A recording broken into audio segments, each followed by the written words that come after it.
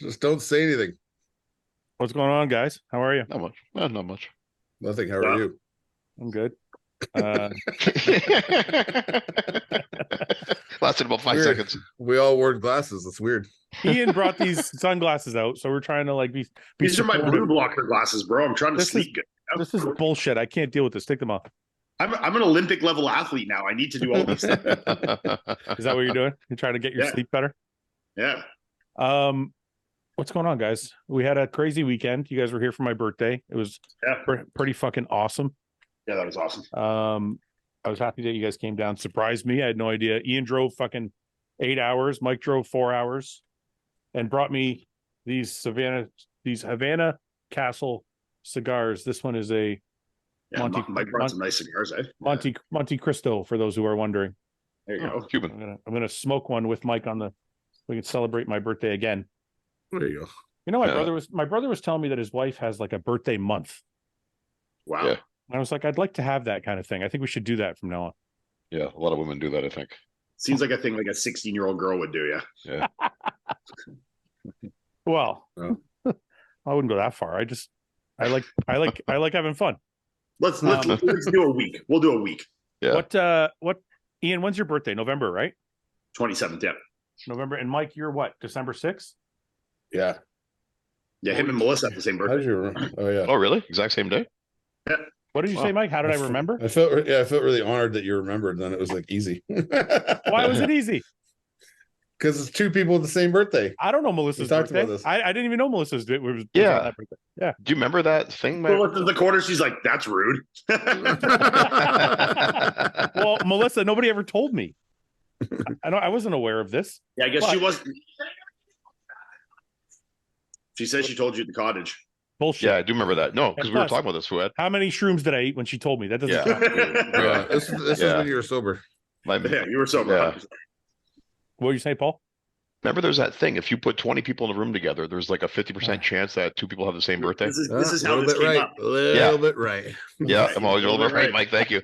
Yeah, and the number goes up, the higher number of people you go. All right, whatever. Let's Google that real quick. I don't believe it. I'll Google it. Go to Google. I don't believe it. I don't believe it. We can Google it, yeah. Okay. What are we doing? Are we going to go away for your birthdays? We can do whatever you want. We should go somewhere. What did she say? She said we're going to Mexico, apparently. Are we invited? No Mexico for me. Beats are coming too. Yeah. Well, you guys made plans without us? No, we haven't planned it yet. Well, nobody told me. You want to come speak here? No. Nobody told me about this. Let's go to Aruba. Hey, man, this is news to me, too. We're going on vacation, I guess. Well, I also went to that house in St. Martin's. I don't remember that. But yeah, let's go on vacation. Sure. Okay, I got to be in LA December 2nd that weekend. I have a store appearance I have to be at, but anytime. We'll go after that then. Yeah, the weekend after that or something like that. Yeah. Paul, you good to go? Are you coming with me to California? Oh, when is that? December 2nd. December 2nd? So you're talking about a vacation now on top of that? Yeah. Well, one's a from LA. One's a work trip. One's a work trip. That doesn't count. The California is a work trip. I'll work on it. This one. What I store didn't know are about you this going one. to out there? There's one in Bakersfield. I can't remember the name of it now, but there's a store out in Bakersfield. But we're going to plan some content because Paul's never been to Gold's Venice, California. Sam's never been to Gold's, so I thought we'd get everybody out there and get some content while we were out there. Nice. So, but yeah, Paul's never been to California. The ultimate bodybuilding fan has never been to the Mecca. Yeah. Yeah, you got to go. Yeah, I want to go. All right. So we're going to Mexico with Ben and Dunnies. Guess so. All right. All right. Let's go. Anyway, so you're going to be how old? 32? 33. 33. Mike, you're going to be 45? 3. 43. Don't do that. What's going on, guys? Bodybuilding is one of the most extreme sports on earth when it comes to our health. And I think it is very important to work with somebody like Merrick Health with the proper consultants that can help you optimize your hormone levels to make sure you're making the gains you need to make without hurting yourself on the health side of things. So I'm going to take you to their website and show you the panels that I got done when I got my panels done just a short while ago. This is a checkup panel. This is not the one I did. This is just the checking 53 different biomarkers. This is the panel I did here. It's 84 different biomarkers, but more importantly, came with a consultation with one of their providers. That is the important part, because you can get blood work done anywhere. You can get your hormones checked anywhere. The most important part is getting them checked and having them explained to you by somebody who knows what they're doing, what they're talking about when it comes to your hormones, your blood work in relation to bodybuilding. So guys, get to merrickhealth.com/RBP. Use code RBP on your first order for 10% off, and make sure you have somebody with the experience needed to help you guys look over your blood work and talk to you about what your hormones should look like and what you're doing to make sure you're on the right track to making the best gains you can make. It took me 2 fucking days to recover from the weekend. Yeah, me too. Literally, Sunday I was a wreck. Monday I was a wreck. It wasn't until Tuesday that I was like functional, kind of. Yeah. But You're like, the morning you woke up, I feel pretty good. I don't feel that bad, actually. It's like, I think I was, Yeah. I think I was still drunk. I think when I woke up on Sunday morning, I was like still kind of drunk, and then that wore off after you guys left. Yeah. And then I was a fucking mess. I couldn't get off the I couch. felt worse on Monday than I did on Sunday, but I didn't eat one solid piece of food, like zero food, until I got home to Ottawa that drive home. Yeah, because wow. you can't while you're driving. You can't. Yeah, Did but Melissa even drive? No, I drove most of it. Like I drove probably 5 and a bit hours, and Melissa drove like 3. Yeah. Or Yeah, 5 and she drove 3. Yeah. If I'm driving, I can't eat because it'll just put me out. No, I just didn't eat all day until 6:30, 7 p.m. And you're still shredded. You're losing weight. What are you Maybe down to even now? worse. What are you down to now? I'm kind of the same. I'm like 251. Yeah, your body's stuck there. That's it. Yeah. That's it. That's it. No, because now I know. Listen, I know where he's at. He's Yeah. literally you have to burn muscle now. That's it. Yeah. I need to do like unseemly amounts of cardio to Yeah. get my weight more now. The glycogen is down. The water came off. Whatever the fuck, he was 275. Whatever. Now it's like his body's going to hold on to this muscle for as long as possible. Well, and you're not doing any weight training right now, right? Are you? Not really, no. Like I might do like a bodybuilding workout style, like very minimal, low intensity, like once every 2 weeks. Oh wow. I think Dennis is right. Dennis James told me that he had to actually You got to stop training. stop Yeah. working out with weights to get his muscle to Yeah. come off. That's the only way Melissa was ever able to lose any muscle, is just stop completely. Yeah, yeah.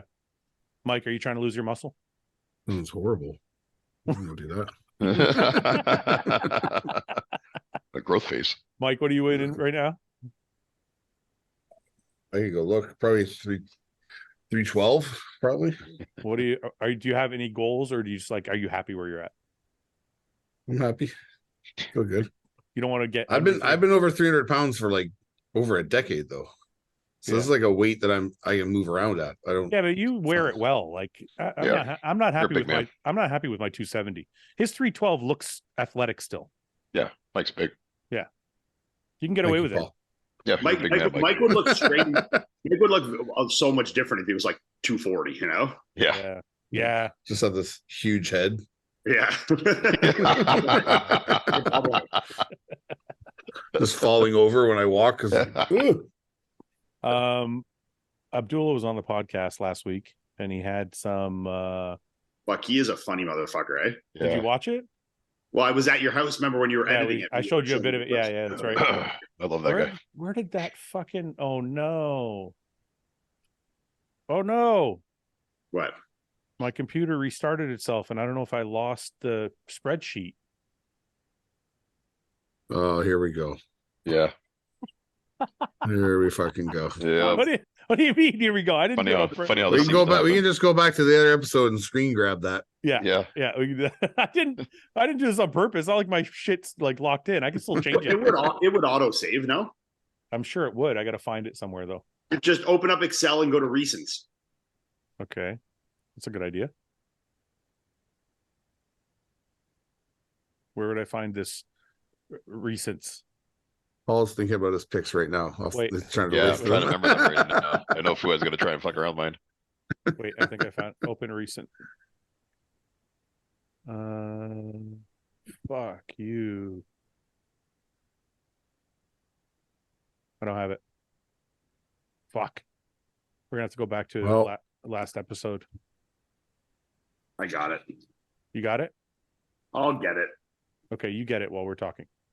I can't believe that. Yeah, my computer restarted itself and I lost whatever the fuck I hadn't saved. You didn't save it? No, I didn't save it. I just minimized it and left it in my dock. Okay.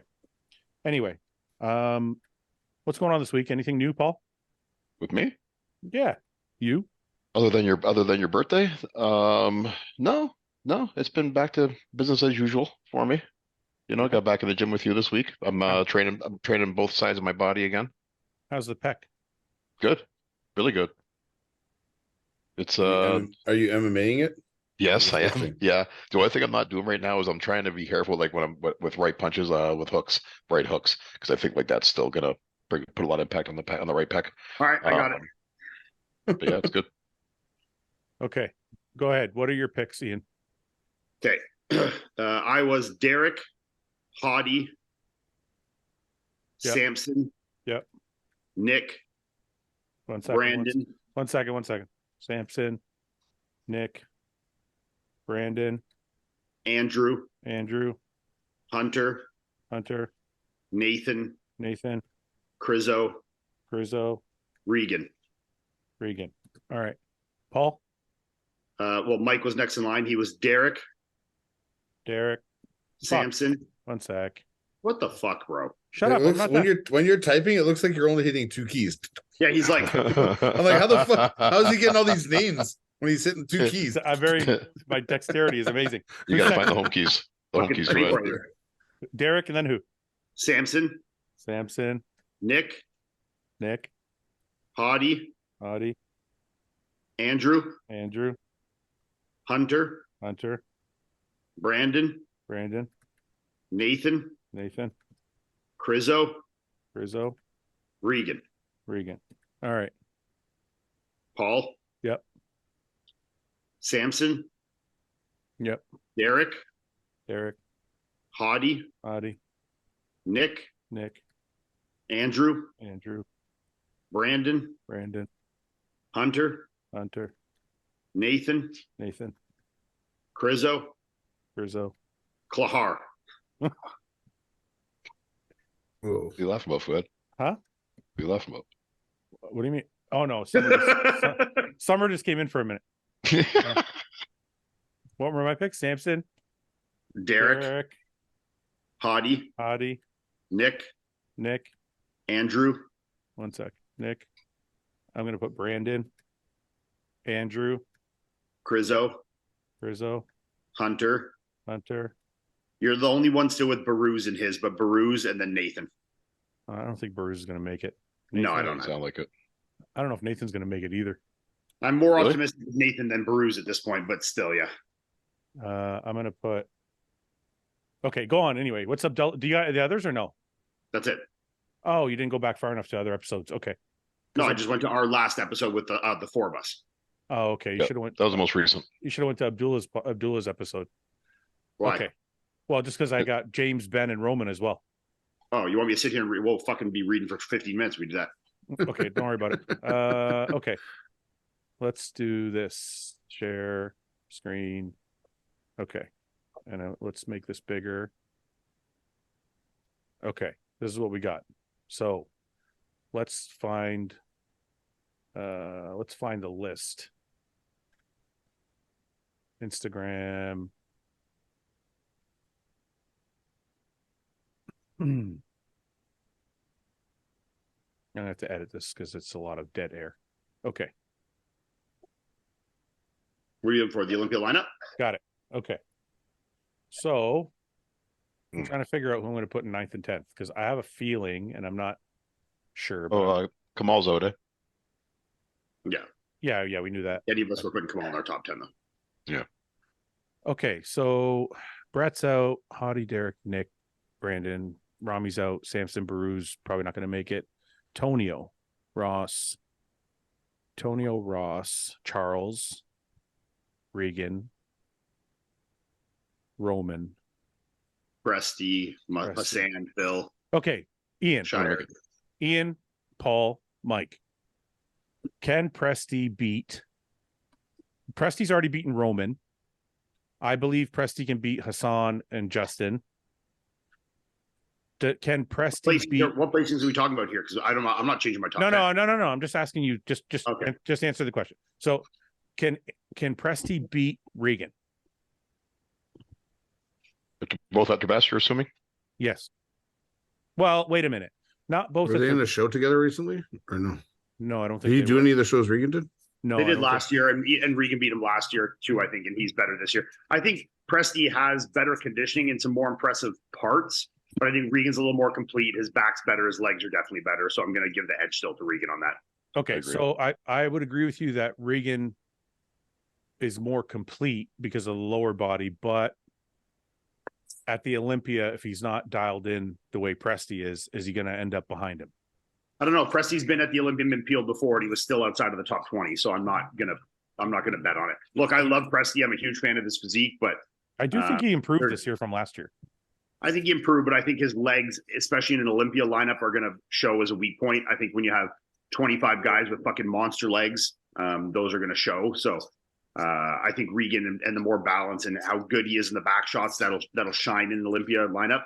I think the edge will definitely go to Regan. Yeah.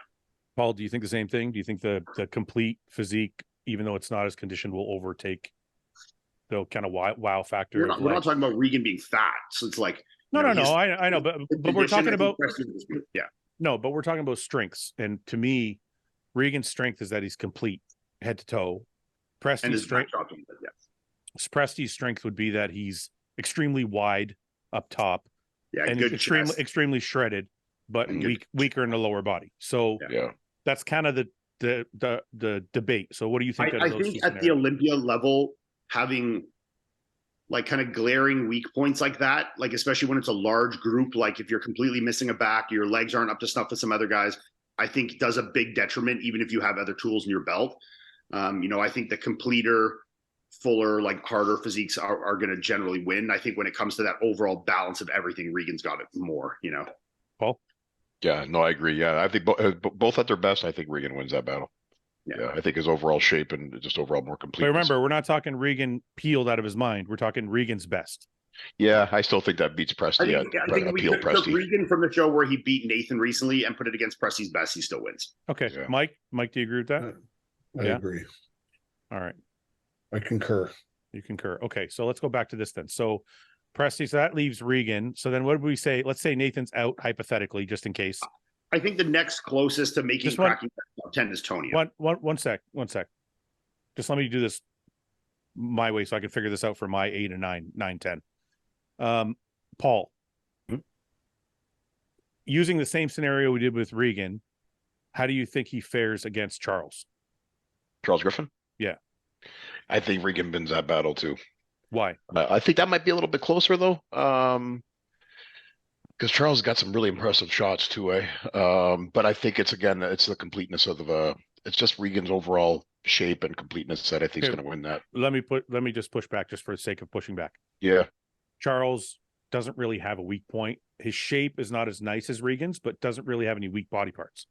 Yeah, not weak body parts, but you can maybe say some poses that would he'd have a hard time beating Regan. That would favor Regan. Yeah, for sure. Yeah, Regan's overall structure and size.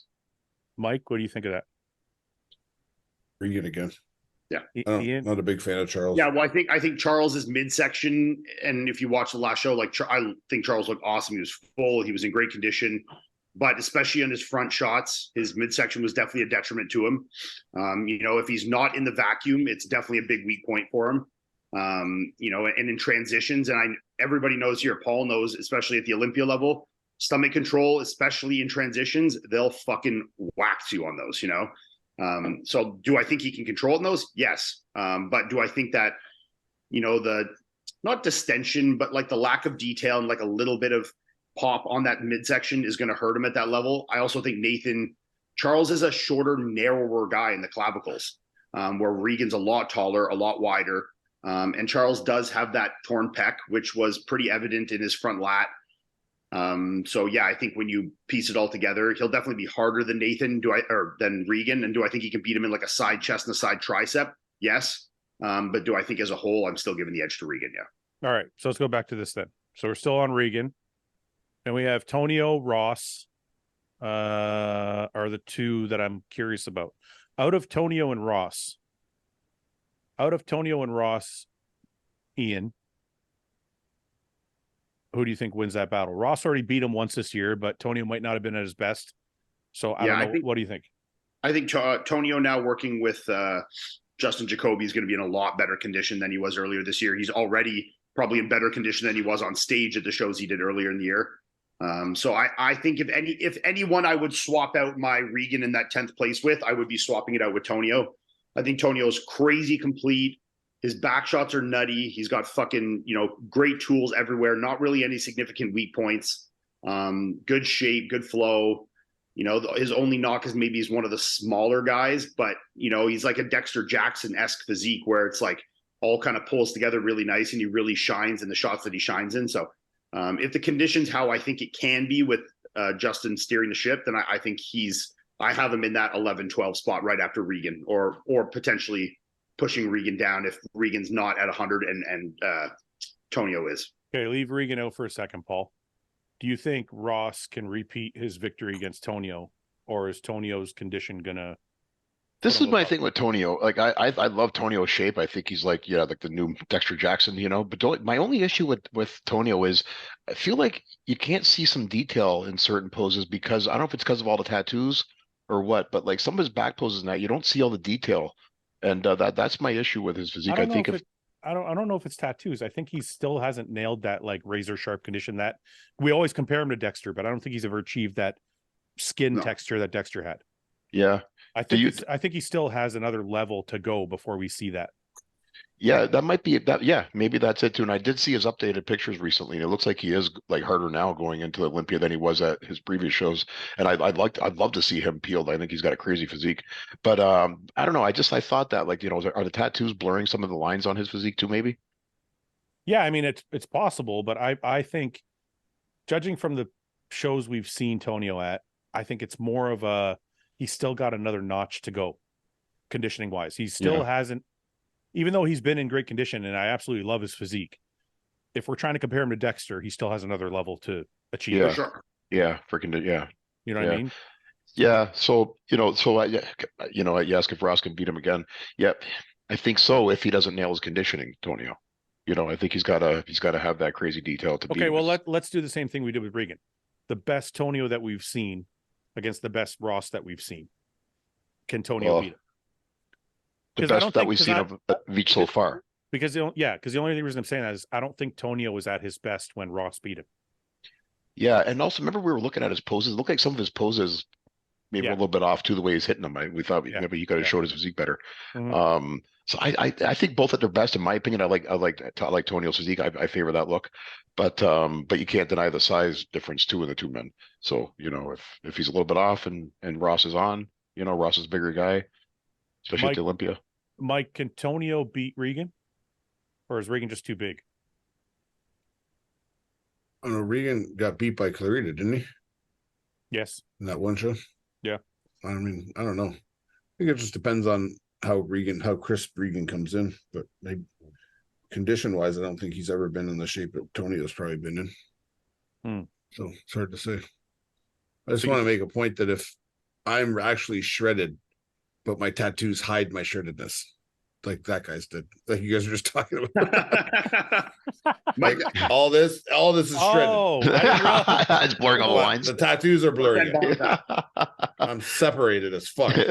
But it's actually I see that as a judge oftentimes where like especially with back tattoos, and if they're colored in, especially. I always tell people if you're gonna get a tattoo and you don't want to blur anything, don't have it cover any lines. And don't cover it. You know what I'm saying? Like, don't get it so that it goes all the way down your shoulder over this line right here. Because now you're blurring this line. And when you're with your back, there's so many lines and details separating the muscles that if you get your whole back tattooed, you're inevitably going to blur the lines. I mean, especially if you're a prime example of that was Paulo Almeida. Remember? He had that huge piece and it like completely destroyed his back shots, Yep. Yeah. And then especially if they're colored in. If they're colored in, especially. The other thing too is some of the tanning companies are like, oh, we can cover it up.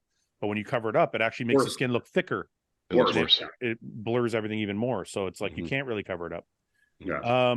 Okay. So if we go back to this then, where the fuck am I here? Share if we go back to this, I'm going to go Tonio Regan. I'm gonna change a pick. I gotta change picks too. One second. Sorry, I just want to change one more. I'm going to go back to Hunter Rizzo. I think I'm good now. Okay. Who wants to change? Paul, what do you want to change? Okay. Crizzle ahead of Nathan. Rizzo, Nathan, And Regan ahead of Clohar. Regan. Okay. Mike? I want to change Hottie to third. Audie, Nick. Nope. Andrew there. Oh, Nick. Ooh. did you watch the Abdullah podcast? What did Abdullah say? Abdullah, I wish I had it here. For those people wondering why it's not there, I had this page got deleted and we had to repopulate it. I'll have to bring up the podcast that Abdullah did. He had Brandon winning, Samson second. I think he had Andrew third, then Hottie, then Nick, I believe. Yeah, I think he had Hottie in fourth and Nick in fifth. So, okay, so Paul, you made your changes. Ian, do you want to change anything? Wait, I have You're pulling it up? I have it right here. Okay, tell me so I can fill it in.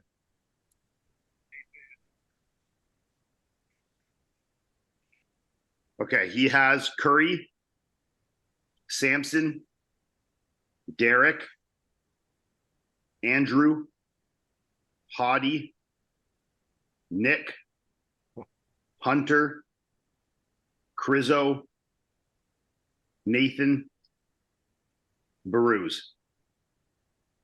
I'm going to give him Regan just because we're not sure Brew's is going to make it.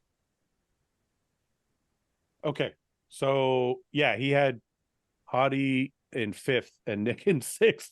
And I said to him, are you fucking crazy? He goes, no. He's like, he is an avid fan of shape over everything else. Yeah. And he thinks, for those who haven't watched the podcast, might want to check it out. He's fucking hilarious. His energy is awesome, but he thinks that Hottie, his midsection has gone a little too far and he might pay the price this year for it. And he thinks that Nick, I think one of the main things he said was he doesn't have the detail and the shape. Yeah. So when he said, I asked him about the detail because I was curious about that because, Nick gets pretty hard. Especially from the back and side. Right. But he said something that did kind of make sense, which was you never see his shoulders and chest like super striated. They're big and they're separated from the arm. They're separated everywhere, but they're not like peeled striated. Yeah, you don't with Derek either, actually. Yeah, Derek has the same issue. So that was one of his. I've never seen that as being a fault. I think Nick's shoulders and chest are fucking incredible. I don't see it as a fault per se, but I think when you're standing next to a guy that has it, it's like it's a loss, Yeah, fair enough. Yeah. Yeah, I could see it being more. Yeah, An advantage. It could take. I mean, that's one of the things that really draws your eyes to Hottie is when you look at Hottie is like his chest is so fucking striated, like his quads are cross-striated, his abs are deep and striated. Yeah. Like, it's not that his shape is the best or he's the biggest guy up there. It's that level of like separation, striation, detail that he has that really edges him out. So, I agree with what he's saying 100%. I think of when we talk about that is the most detailed person I think I've ever fucking seen, or that probably wowed me the most, was Sean Roden. I think it was 2017. I don't think it was the year he won. I think it was the year before. I think 17 Phil won, right? Yeah. Yeah. I think it was that year. He came out and I was like, he had fucking striations everywhere. Like awesome, everywhere. I mean, even a good example of that is from the front, especially, is Andrew. Like, look at how much, because of that detail and depth to his muscles, especially on his front shots, it's so drawing to your eye. Like the depth of his abs, the depth of his chest, the striations in his chest, the cuts in his arms, like his detail from the front is so outstanding that it's just like it catches your eye like crazy, But Andrew has, sorry, Fouad. No, go ahead. Andrew has the type of striations in his chest that you used to see on guys like in the 90s and the early 2000s. Yeah, I mean, we're doing like 16,000 fucking leg greases a day. But I think that's why Andrew catches so much flack for his backside. It's not that it's bad. It's just that his front is so good. So much more deep. Yeah. That it's not even his back. It's just his glutes and hamstrings. But yes, I agree. Yeah. Yeah. I think it's it's just the the balance from front to back that throws him off. Yeah. Okay, so are we good with this then? I'm good for now. I Yeah, don't. we still got We 2 only weeks. got 2 weeks left. A lot can happen. Do we decide even what we're betting on this? No, I don't think so. There's got to be something big here, though. So, Mike, you have Brandon. New car. New car, car. Mike, you have Hunter ahead of Brandon. That's shocking. We do. I'm not getting on that fucking hype train. I'm gonna keep. Oh, somebody said, you know, it's fucking hilarious. So I've been pushing Brandon because I like Brandon's physique a lot. Somebody was like, Fuad's always biased to Brandon. I'm like, I don't sponsor the guy. I'm not his coach. I have nothing to do with his success. Like, I'm just as good as friends with him as I am with like Derek or anybody else. It's not saying you're biased towards someone that you have no benefit of biasing is just saying that you're a fan of their fucking physique. Like, yeah, I'm like, I like his physique. Yes. I like his physique. I think it's going to do well. The end. Yeah. And plus, I think maybe there is a little bit of nostalgia because I'm like, or not. I don't know if nostalgia is the right word. Maybe there's a little bit of like, I don't feel like Brandon's getting the respect he deserves as a previous Mr. Olympia. Maybe that's why I'm pushing him so hard. I feel like. And I also think because I was sitting like 4 rows up last year, I honestly believe because he was a little bit off is the only reason he wasn't further ahead. Yeah. Because I thought he was incredible last year. He just wasn't hard enough. Yeah, I mean, he looked fucking sick backstage. He was so full, so big. Like backstage, he was next to Andrew, probably the most impressive guy back there. Yeah, so I think like last year could have been very, very different, and people would be singing a different tune now. But they're completely like Mike. They're just writing him off like he's nothing. I'm not writing. I like Brandon. I'm just joking. I like Brandon a lot. I'm just going with what I think.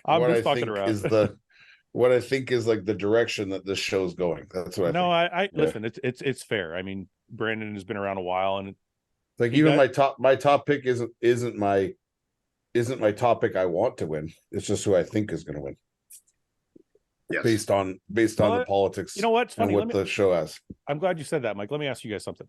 So the picks you made, is that what you guys think they're going to pick, or is that what you would pick if you were a judge? That's what I think they're going to pick. That's what I think they're going to pick. So we should have a second spreadsheet. I go by how I would pick it. But you are a judge, so it's different. Well, yeah, but I can't. It's how I would pick it based off what I've seen, but we can't base it off of that because we're not watching them on stage right now. So Paul, like I'm basing it off of what I think the judges will like based off what I think these guys could look like. I think Derek was second last year. I think he has by far the most room to improve. And I think Hottie might be a touch worse. I think Samson's close and he'll be up a few spots from last year, but I don't know if the condition in the back is quite there to beat Hottie and Derek. So there's things like that. So it's not, it's basing it a bit off last year, a bit off what I saw from them, from the Arnold, a bit off what I've seen from them on social media, and also what I think the judges are looking for, Okay. So Paul, is this is your picks are what you would pick and what you think the judges are going to pick? Well, it's what I would pick, but also like Iain said, some of that's based on updated pictures I've seen of some of the guys, but also I'm going by what I view in my head as their best package that I've seen to date. And somewhat of a trajectory. I mean, because I'm expecting Samson to come in better based on his last showing and because of some of the updated pictures that I've seen of him. So there's kind of a projection in my head too of what some of the guys will look like. Okay, I'll maybe make this question a little bit easier. Okay, Mike. Yeah. If you had to take these 10 guys and put them in order of your favorite physique, I would have put Samson first. And how would the rest of this change at all? I would probably put Andrew in front of Hottie. I'm not a fan of Hottie's physique. Okay, like that's all. For my view, but my what I like in bodybuilding is like the exact opposite of what I was. No. Like I like those. Like if I was going to do it with what I liked, I would probably be like Andrew, Samson, Brandon. Yeah, me too. I'm not. That's why I'm not like I'm joking when I say I'm not getting on Brandon's hype train. Like I have always thought Brandon has one of the most like beautiful physiques out of all bodybuilders ever. Right. But I just feel like he gets fucked with, and like if he isn't dead on perfect, like his level of perfect has to be 2 steps above everyone else's perfect. I agree. For him The to even- standard for a Mr. Olympia is higher than everybody else. Once you've won once, like that standard, that bar is set of like, you won. We want to see you better than when you won. You know? True. Yeah. Or at least the same. Or at least the same. But, Yeah. but then being the same gets you in the conversation, but then it depends who's better or If whatever. anybody else is caught But up. like, if someone had to be saying to me, like, if you could have anybody's body type as your body type in that lineup, I would choose Brandon, or I'd choose like Andrew Jacked. So that's an interesting question then. So I feel like Abdullah did that. I feel like Abdullah picked like what he likes more so than what it looks like. Than what he Yeah, thinks. but we got a car on the line here, guys. We got to pick. No, but this is a question. We go with our heart here. But this is the important question I was going to ask. I feel like a lot of people feel this way. So if a lot of people feel that way, then why do we judge bodybuilding shows the way we judge them? What do you mean? Like, I mean, if you asked, I'm just assuming here. So whoever's watching, if I'm wrong, I'm wrong. Let's just say you asked 10 people, and 7 out of 10 people would pick Andrew, Samson, Brandon as a top 3 because of shape, right? Then why are we not looking at bodybuilding differently if that's what most people like? Because then what are you going to base it on? Well, yeah, because it's not based off of what people like. It's based off of a set criteria, and the criteria isn't completely revolving around shape.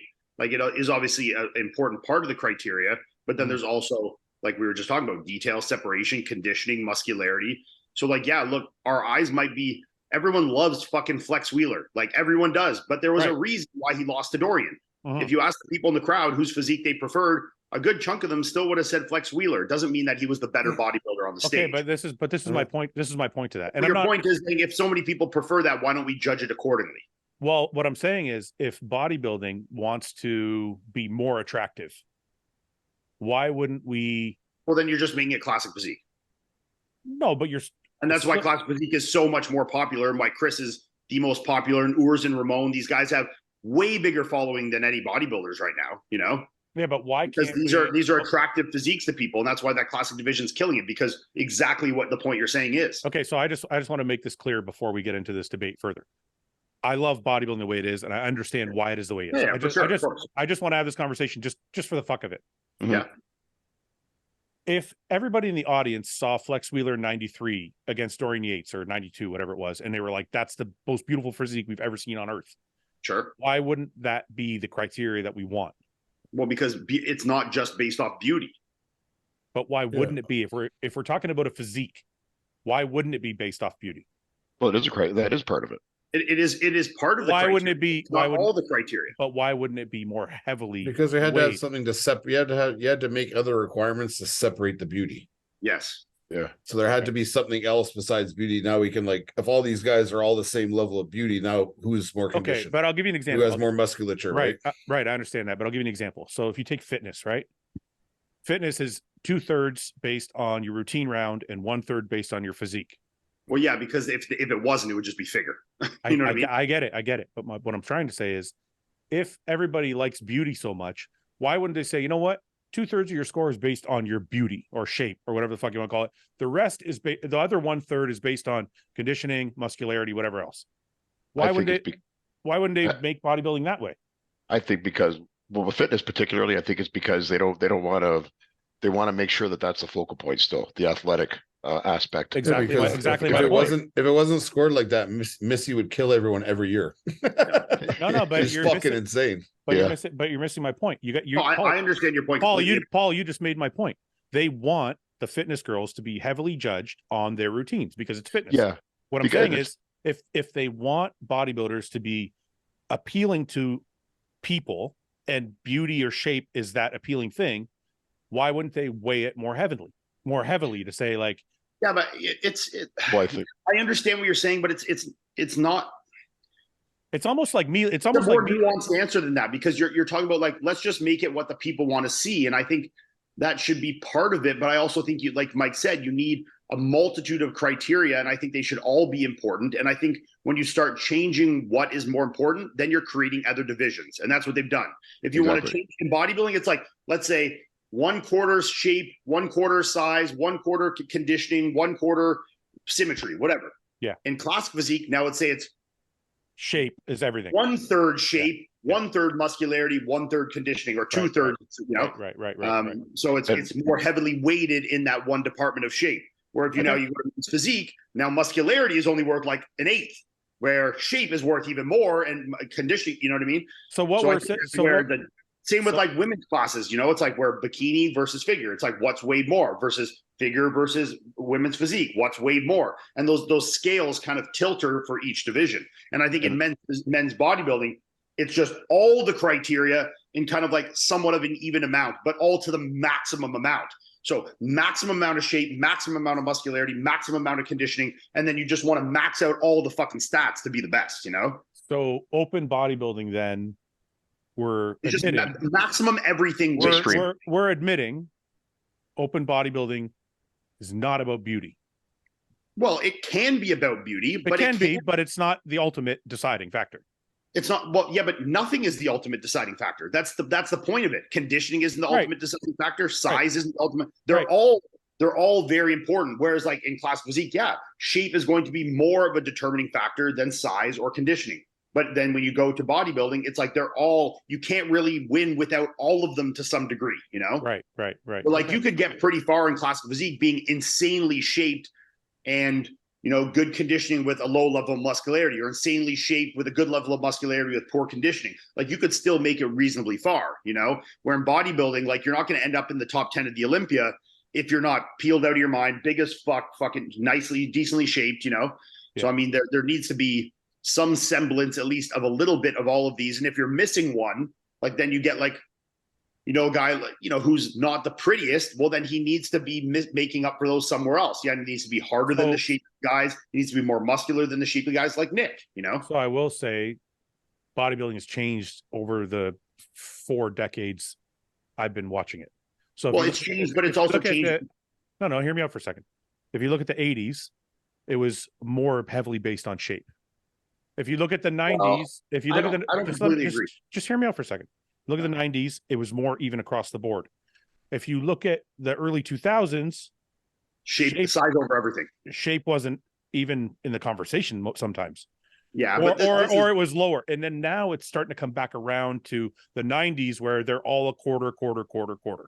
Yeah, I agree with what you're saying, but I don't think it's as simple as like that's what they're looking for. I think it's you chase the champion. And I think when it's and you can only judge what's in front of you.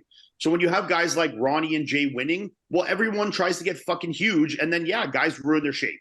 And when you're chasing a physique like Dorian, everyone gets huge and guys start to ruin their shape. When you're chasing a physique like Lee Haney or chasing a physique like Arnold, you're not necessarily like, I need to be 700 pounds to beat this guy.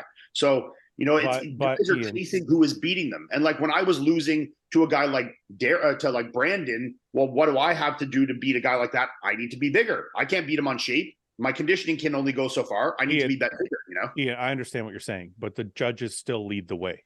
So the judges lead the way with who is presented to them. Right. But in this era, more than any other era, they've actually picked shape over size more than other areas. So in other areas, you'd be correct. You'd say, you know what? Ronnie, I don't know if I agree. Well, it's already happened. But it's happening because those guys are also good in all the other departments. It's not like they're taking shapely guys with no muscle and no conditioning and making them win shows.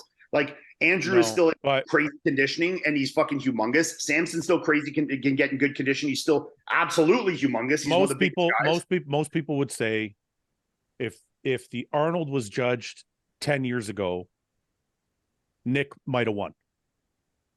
I don't know if I agree with that though. Paul, what do you think? Just answer this question. Have they, and I think it's a lot to do with Tyler personally. Has the direction changed to conditioning and muscle isn't everything? Shape is more important than it was in previous years.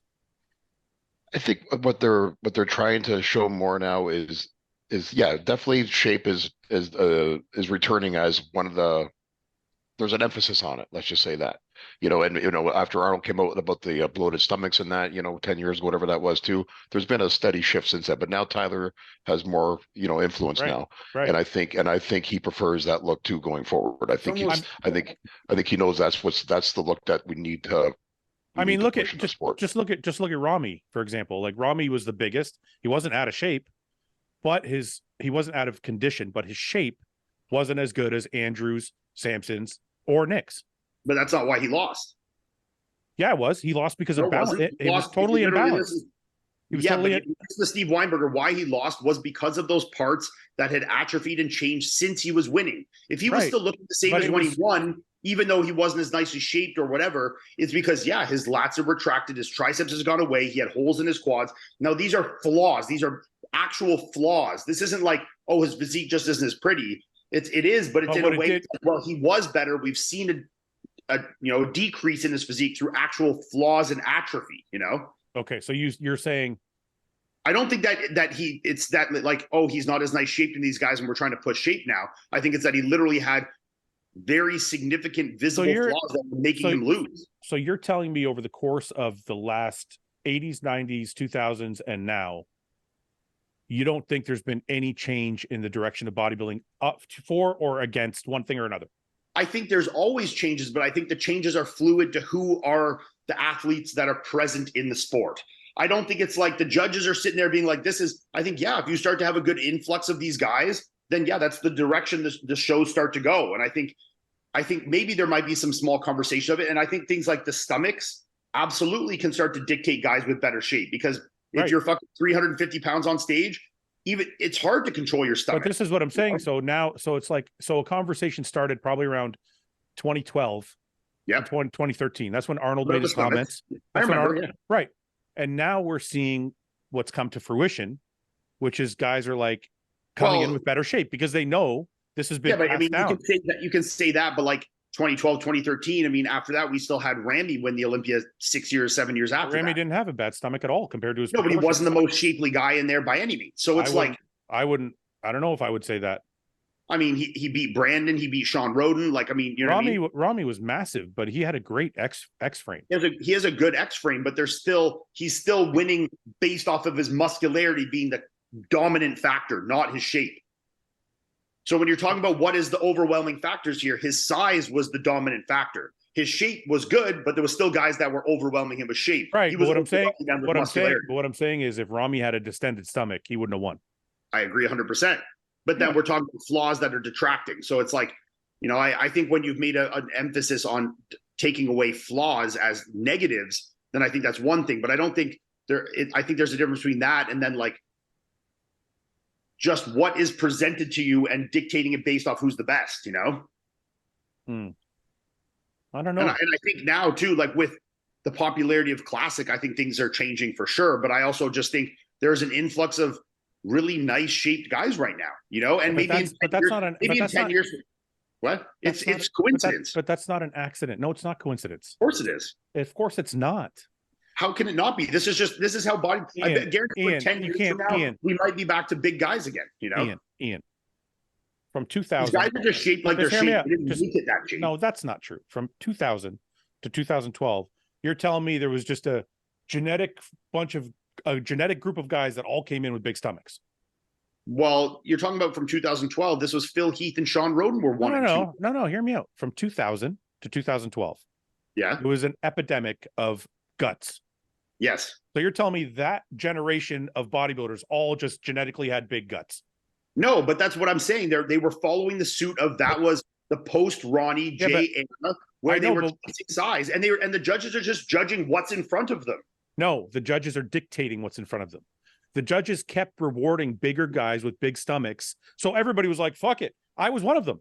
Everybody was like, "They don't care what my stomach looks like." This is where I'm disagreeing, is because it's to a degree. I think if you have a guy that's way bigger, way more conditioned and everything, but he's got a distended stomach, but then there's a guy that's a little smaller, he's shapely, his conditioning isn't as good, but he's got a flat stomach, well, he's still losing 3 of the 4 criteria. No. So you can't just start making this guy win because he's losing in every other direction. I'll give you a perfect example. Ronnie Coleman, 2005, or 2006, if he competed now against Phil Heath 2016, 2012, He'd probably still win. Phil wins. Guaranteed. I don't know about Guaranteed. that. They would not go, yeah, this guy with a huge distended belly beats this other guy with perfect shit. There's no way. It's just not going to happen now. Yes, but you're also talking about all the other guys there also had potentially distended stomachs. So like you're judging. Yeah, based on because what's that's in what the front of you. judges were okay with. The judges were allowing Okay, but it. listen to this. If there was a guy, okay, yes, they were okay with it. But if you can only if judge what's Jay there. listen, if Jay had no, that's not true. If Jay had won, listen. If Jay had won in 2001, the entire rest of the 2000s would have changed. But because Ronnie won, even with a distended stomach, it sent a message saying it's okay. Jay was better at that show, but the judges didn't care. That's sentiment, but I don't think that's like them dictating shape versus whatever. I think that's just them saying, yeah, we don't like distended stomachs at a certain point because it's unsightly. But I that's think that's part of shape, though. That's part of shape. It isn't. It isn't. You know what I mean? Like I've seen Sean Roden with beautiful shape have a distended stomach. It's what you said that I did. The only thing you said that I disagree with is this. You basically said that there just was a generation of guys with big guts, and now there's a generation of guys with big shape. No, and I don't agree with that. I think the judges. There was a generation. That's not what I said at all. So don't twist what I said was everyone was chasing the biggest guy, so it created bigger physiques with worse stomachs. And the judges are just judging what's presented to them. And if there's all these big guys that have bigger stomachs, they're judging it accordingly. I think when you now start you being like, okay, we don't like this, so you're making the call on we don't like big stomachs. Then the physiques start to change, and then they're judging what's in front of them. Right, but the judges make that call to make the judges to make the physiques change. Example, 2012 at the Arnold. Sure. Ben is bigger and harder than Dexter Jackson. Dexter Jackson is smaller and shredded with much more beautiful shape. They give it to Dexter. Sure. And at the same time, they say to people, and Ben's stomach was not good at that show. That's one of the reasons. Ben also has a very incomplete physique. Just hear me out for a second. You're not going to convince me on that one. I'm not saying Ben is better than Dexter. I'm not saying that. What I'm saying Ben could be 40 times harder and bigger than Dexter. He still has no back, no arms. I agree with you. Missing parts left, right, and center. I agree with you. But when the judges finally came out and said, hey, your shape is going the wrong way. Sure. Now we're seeing that trickle down effect of Sean Roden winning, then Brandon winning. Rami, even though he's the biggest, still had a small stomach for his size. And so on and so on. Yes. And look, I think we're convoluting two things here because I'm not saying I'm only speaking strictly to distended stomachs. I'm not talking that they're now dictating everything based off of shape at a higher degree. I think if you had guys with pretty shape still with distended stomachs or vice versa, whatever, or if in this year's Olympia, everyone with the exact same physiques showed up all of a sudden with distended stomachs, except for Andre Presti, is he going to win the show? Obviously not, you know? No, but that's a huge extreme. If you said Brandon, Nick, Hottie, Derek, Samson all show up, and Derek is the only one with a streamlined waist, Derek's going to win. Yeah, but Derek could win anyways. So it's like, it's a pointless, you know what I mean? Okay, fine. Pick somebody else. I have Derek winning this year anyways. Pick somebody else then. Well, it needs to be someone that's, this is what I'm saying. If Andrew, you can only judge what's in front of you. If those six guys, right, add Andrew to the mix, those six guys all come in, they're all pretty even. Yeah. They all come in, they all have distended guts except Andrew. I don't think he wins. I do. I completely disagree. That's how heavily I think that they're judging the shape, and the shape is your gut. Your gut. See, you're trying to separate the two. The two are related. They're not all the same. They are exactly the same. If you have a massive gut, it throws your shape off. Well, it depends. Are we talking about your stomach hanging out in transitions or in all your shots or a big wide waist? I'm talking Ronnie Coleman 2005. That's just a big waist. If all of them came in, I agree to the sense that it throws off your shape, but I also don't agree that I'm still trying to make the point that they only judge what is in front of them. Like you can only judge what's there. Ian, and like saying the same thing. They can say like we don't like big stomachs, but if everyone still shows up with big stomachs, it's not like they can just have guys from the last call out winning the show. Ian, we're saying the same thing, except I have one difference in my opinion. I agree with you. They're only going to judge what's there, but I've said this for a long time. But like it doesn't. Just hear me out. Based off the recent Olympia winners. Just hear me out for a second. The judges dictate what direction the sport's going to go in. When they picked Dorian Yates over Flex Wheeler, They basically said, we care about muscularity more than shape. When they picked Jay in 2001 over Ronnie Coleman, they said the same fucking thing again. See, that's not the way I perceive it, because I think it's just what you have all your criteria, and we'll say they're all in even amounts. Ronnie was way too overwhelming in too many categories for the shape to matter. Or when somebody else is just way too overwhelming that the shape, yeah, it matters. Paul, but do if you you're remember destroying them in 3 out of the 4 categories, you're still going to win. And Paul, I think like last year, you had Hottie winning. Before that, you had Ramy winning. Like, these weren't the prettiest shaped guys in any lives, but they were very muscular, very conditioned. So it's like, it doesn't really even make sense based off who's winning. No. It does make sense, because I'm not saying it's shape over everything, but we're still talking about there's little tips, right? Like, if your shape is bad and somebody else's shape is good and you're equal size, they're going to pick the guy with shape. That's more important. If you're equal in every other department. But if one guy is a little bigger and one guy's a little more shapely, what we're seeing now is the more shapely guy is getting the nod. Yeah, I think I will agree with you on that. If all things are completely even, conditioning is even from everything else, from a detail standpoint, symmetry standpoint, no lacking body parts, and one guy's 10% bigger and one guy's 10% shapelier, is the shapely guy probably going to win? Yes. That's the only. But that's all I'm saying is that. But the judges have look. The judges always make the rules. I don't disagree with that, but I'm saying you still can only judge what's put in front of you. Okay, I'm just gonna make one last point, and then we'll move on, just because I'm sure people are annoyed. Okay, Dorian Yates, Flex Wheeler. I've said this forever, because I remember when we were competing in the early 2000s, people were like guts, blah blah blah, and I was like, this is started 20 years ago. Yeah, but everyone's guts got big chasing big guys. I know that. What I'm trying to say to you is, all the judges had to do, if they didn't want to see that, was when Dorian Yates competed against Sean Ray, Flex Wheeler, Kevin Levrone, all they had to do was say, you know what, your gut's a little out of control. We're taking one of these other guys. And that would have sent the message. Yeah, but Dorian's gut wasn't out of control. Of course it was. 96, 97? What are you talking about? I'll pull photos right now. Dude, people have Nasser winning in 97 because Dorian's gut was so big. Well, and he also had a torn bicep. So like, but his gut in 97 was anybody. Sure. I can agree. In even 97, I probably have Nasser winning too. But I'm not saying that any other year that you should have started having, if you wanted to track that, now start putting Kevin and Sean and Flex winning the shows just because they have better shape, but they're losing in every other department. That makes no sense. But they're not losing in every other department. If you took, they're losing in muscularity, they're losing conditioning, they're losing like. Let's take Jay Cutler 2001, Ronnie Coleman 2001. Sure. The only thing Jay was. Well, you're talking about the 90s. Now we're moving to, Well, I'm just giving different examples. Yeah. If we're talking Jay and Ronnie, right? Because this is the beginning of the guts, was 2000. Yeah, because everyone was chasing Ronnie. Yes. Right, but at that show, Ronnie was only more muscular. He wasn't more conditioned. He was actually less more conditioned. No, he wasn't. No, he wasn't. He spilled over at that show. Okay. Pull it up. Okay. Jay has never had like super hard glutes or been super hard like that. Watch, you're gonna eat your words. Mike left us now.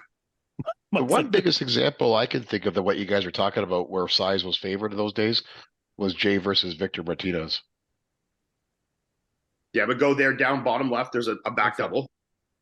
This is 2001. Look at that. Look at this. Yeah, sure. I agree. But his chest is still more striated. His quads are bigger. Like, go do a back shot. Dude, you know he lost prejudging at this show, right?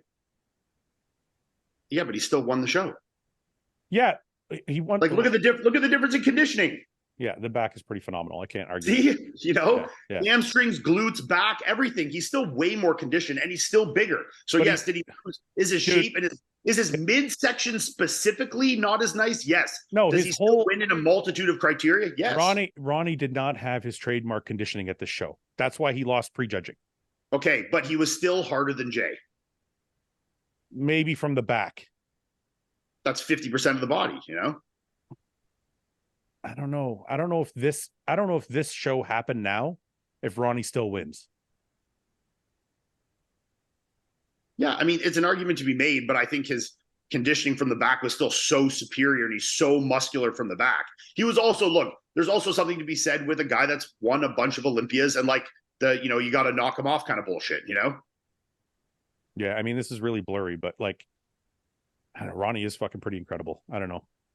Ronnie was so dense; he was stranded no matter what. It was Yeah, just his stomach and from that the was. back, he's just so dominant from the back. You know. I just know he lost the prejudge at that show, and all I'm trying Yeah. to say is, Look, do I think it's a close show? Yes, because do I think Jay looks prettier? His detail and separation from the front might be a little better, but I think Ronnie still wins muscularity. His conditioning overall was still better. You know, so I think at that point, yeah, it should be a split decision. I agree there. I think I would have Jay winning on certain criteria. I'd Ronnie winning on certain criteria. And if it just comes down to on the edge, okay, Ronnie's a little bigger, a little more conditioned. He's also the previous champion. He gets the nod. I agree with that.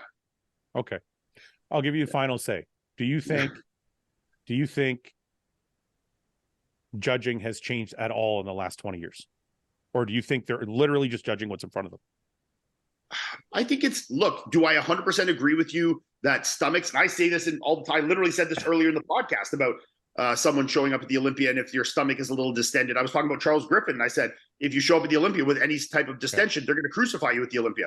I am aware that is a thing and that they've definitely changed how they judge that in bodybuilding, 100%. But do I think that the criteria is necessarily leaning away from one thing more to the other? I don't know if I 100% agree with that, because I think we still had, like, there's still guys that are bigger, harder guys beating shapelier guys that are even in a lot of things. I think it's just whoever is better on the stage in that day. And I think there's a multitude of criteria and you need to check more boxes than the other guy. I think, yes, I will agree with you in the sentiment that all things being even, every other criteria except for the discrepancy is 10% in size or 20% in size and 20% in shape. The shapely guy will probably get the nod, depending on how it displays on the physique. But I think if all things else being even, I don't think that one is like weighed way more heavily than the other, I was going to give you the last word, but I'll just say this. The only reason I'm getting sorry, Mike. God damn, man. Can we fucking move on, guys? Fuck, man. Paul, real quick before we move on, anything you want to say about this before we move on from it?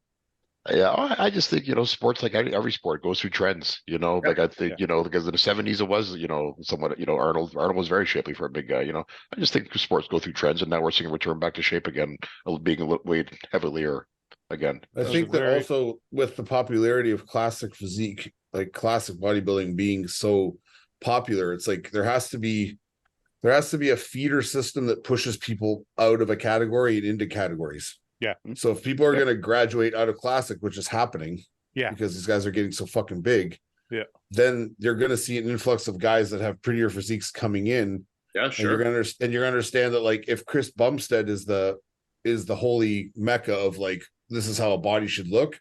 Yeah. We kind of want that to transfer over into other arenas too, right? So guys with thick waists, or even if they're thick, not distended, but just wide waist and blocky physiques, I personally think you're going to see them go by the wayside.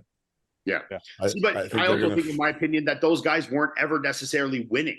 Like, I don't think you had the guys with like you didn't have Paco Bautista winning the Olympia. Like, I think the guys at the top of the sport always, like, yeah, there might be one guy one year who's a little shapelier than another or vice versa. But I think it's generally the guy that just ticks all the fucking boxes. And I think last year that was Hottie. Before it was Ramy. The one year was Sean Roden. And Phil beat himself that year, literally off his stomach. So the only thing I would say is literally Phil lost only because of his stomach, The only thing I would say to that is Dexter for many years was very complete, very conditioned, and not much smaller than other guys who did not have great shape and they had thicker bellies. But he was in the top 4 of like every single Olympia he ever did. No, I'm talking earlier than that. But then there are the years of like Dennis James, Gustavo Bedell, like these guys. Yeah, but his conditioning wasn't quite as good those years. And he was definitely on the smaller side. Like, he was in the 220s. His conditioning was good, but I'll give you the size thing probably wasn't as close. Yeah. Yeah. So I think, when you're next to Marcus Rule and Nasser and fucking these guys, then they're just beating you by too much in one of these aspects. Yeah. If he'd been that exact same shape and been 245 or 250, he would have crushed all of them, Yeah. Okay. A lively debate. I think we are agreeing on the same thing. Paul, you know what I'd like to say before we move on? Yeah. Your answer is always the most diplomatic. I ask you for your opinion. You're like, there's trends. They just go. But because you're both right. You know, No, it's cool. No, I like it. but you know what? Though, like this, haven't had a good tussle in a while. I like that. yeah, you know, you're talking about like how guys in the sport, like they're, you know, guys with, you know, blockier physiques or less aesthetically pleasing physiques, like those big monster guys, how they're kind of getting pushed out of the sport. And part of that too is I think back in the day there was still a place for them in the sport on the guest posing circuits, in the magazines, contracts. The sport's changed now. There's not really a spot for those guys anymore, unfortunately. And you know, unless you got a huge social media following, maybe, or something like that. I think there is though. Like if there was still rest in peace, if like a Rich Piano was still around, I don't know if they have to compete anymore. There's still guys with like crazy physiques that can get big followings. If you're a guy like Rich who had a really strong business sense, you know, he turned it into a supplement company, it's had a great brand. Like he just had a great personality and work. Yeah. But like there was other guys like back in the day, like let's say like a Mike Matarazzo, for example. Yeah. He didn't do so well in his placings, but he was huge on the guest posing circuit, huge in the magazines, huge with sponsorships, you know, so you make a living off the sport. I don't know if there's a room for those kind of guys anymore. I think there is. I think it's just not guest posing. I think it's more YouTube, you know, fucking that kind of thing where they're still out there. They're just not competing. They're just using. You think there's fewer now, though? Yeah, I can't think of anybody off the top of my head that's just a monster. I guess we're agreeing in the sense, though, because I think there is fewer because that's not a look guys are chasing. You know what I mean? That's true, too. Like when you have champions like Derek and Hottie, people aren't like, I need to be beating Ronnie fucking Coleman and be 900 goddamn pounds to win shows, you know? So, like, I think it's, the judges are putting are judging what's in front of them, but people are creating physiques that they think can win. So the judges are dictating it by, you know what I mean? I guess a lot of my opinion comes from the Arnold this year because I think they sent a message. Yeah. They were like, I don't know. I feel like I just feel like that show said a lot because Nick was fucking hard as nails. He's probably the most muscular guy on stage. And they were but there was also knocks you could make against his physique. So it's you're right. And I don't think he was better than the Olympia in a lot of ways. So you're right. I think you have a guy that he comes and Samson was better. Nick was a little worse. And they're like, hey, this is what we want to see from Samson. This is not what we want to see from Nick. We're gonna dictate accordingly. You know, Nick came in harder, but his quads looked way more down. And when a guy with a blocky waist, it definitely hurts your physique. You know, so I think Nick learned from that one, and he's going to obviously change how he shows at the Olympia according to that, you know? Yeah. And for all we know, maybe Nick will come back fucking full blown quads, friggin' full as a house, and he might beat Samson, who might even be in better condition than he was at the Arnold. So, you know, it's like, I think they're just judging what's there. Do I think, trends dictate it to an extent? Sure. And obviously with Classic being so fucking popular. But I also think they're trying to draw the lines on like, yes, Classic is more shape based. Bodybuilding is shape-based, but also more muscularity-based, you know. More extreme. Is more extreme. It's just the extremes of every single every single aspect of bodybuilding is just to the max. It's like you can say bodybuilding is extreme 10, and everything else is a little bit like Mike's falling asleep down from there. Okay, I'm sorry, Mike. Okay, we're gonna get to questions. I got no question, but can you please release the new podcast tomorrow? Yes. Yes. Okay. Favorite playlist on Spotify for the gym that you don't skip tracks on, Mike? I don't have Spotify. What do you listen to when you're at the gym? Do you have your own playlist that you made, like on your own phone? I end up listening to the same shit over and over again. Me too. Like I get in moods, and like one week it's like all this, and then next week it's all that. But is there a playlist on one of the platforms, or you just have it on your own phone? No, I never do playlists. I don't trust them. I just put my shit on shuffle. That's what I do too. Yeah. And I'm like, fuck this song. Okay, fuck this song. It's and then I think to myself, I'm like, how weird am I that I even have this song on my fucking iPod? You know what, Mike? Now that I've been doing, go ahead. No, we did this before, but Mike wasn't on. Mike, give me your top 5 music choices. I know it changes with mood, but like if you had to pick 5 songs to work out to. Well, it's gonna be tough for me because I listen to a lot of house music. So you guys gonna be like, do you really? I can go by, I can go to. It's funny he said that. I was just gonna say, since I've stopped weight training like as a bodybuilder so much and been doing like more cardio and more like track stuff, all I'm listening to now is like house music and EDM and shit. That's literally all I train to now. Cardio's better. Just for the cardio's better to. It's way better to do than listening to fucking like gangster rap and hip hop. Like so much better. Yeah. Really? Yeah, cardio is definitely better with house music. Way better. I'll try that.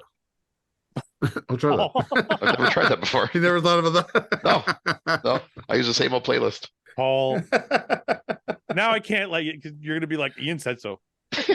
Next time we're running, you have to put all my earphones in. You wonder what I'm listening to. You listen to house music. All right, where's my fucking phone? Okay. Oh God, I don't want to do this. Would you guys do an escape room? Oh, I'd put in one of those ones. Would you have one in your house? Is that what are they talking about, Paul? No, they're like, yeah. they're like a place to go. It's like a challenge. Yeah. Yeah, it's like sometimes like all mirrors and shit. You got to try to find your way out. Yeah, I've You have been to in one find the before. clues and I get don't your like way it. out of the room. Yeah. Yeah, No desire. I'm not a It's an fan. anxiety attack waiting to happen. Yeah, exactly. Yep. Would Mike ever do a celebrity boxing match? Sure. Who would you fight? I don't know. I don't have anybody I would call out, but I wouldn't. Dude, be you hate against it. everybody. You hate everybody. Is there a celebrity? Yeah, but the thing is, like, call out, like, I can't call out some little shit who's like half my weight. That's fucking Yeah, weird, right? Yeah, you can. You just pound them into your mouth. That'd be awesome to watch. Oh. Is there a celebrity you hate? Like Paul, like Paul wants to kick the shit out of Tom Cruise. What's wrong with Tom, man? Jesus Christ. I just think I could kill him. I think I could take him, no problem. The fuck?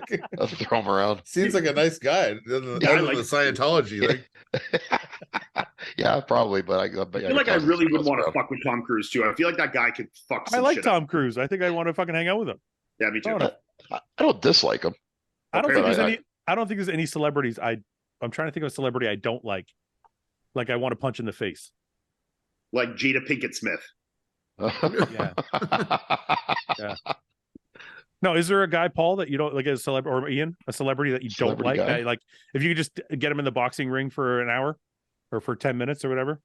I'm sure I have a few in my head. I just can't think of one right now. But I that'd be literally fun. can't. I'd like to get in the ring and fuck up like a Jimmy Kimmel. You know, Mm. Yeah, I don't like Jimmy Kimmel.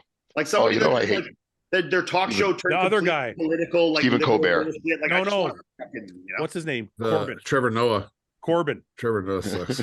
I want to Oh, punch yeah. Corbin in his Any face. of those fucking kind of guys that are just like ruin their good like comedy talk shows by being all about fucking left wing politics. I'd Yeah. love to fucking smash their face in. You know, Oh, there was somebody I was thinking of, and I just fucking went, oh, Machine Gun Kelly.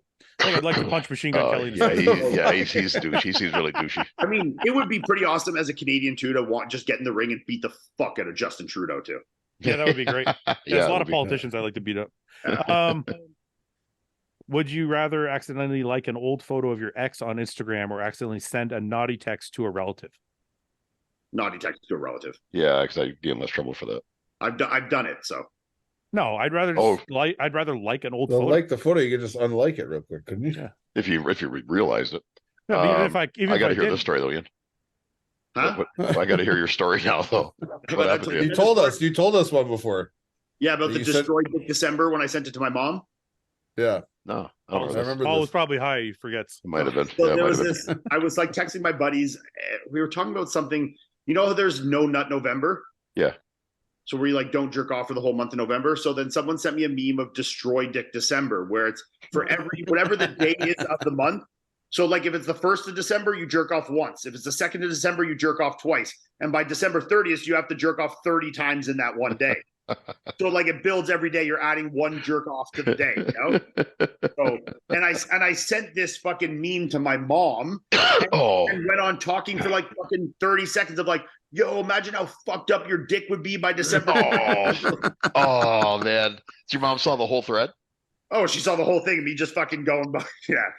Oh, yeah, it's pretty bad. And then I was like, oh, fuck, that's not for you.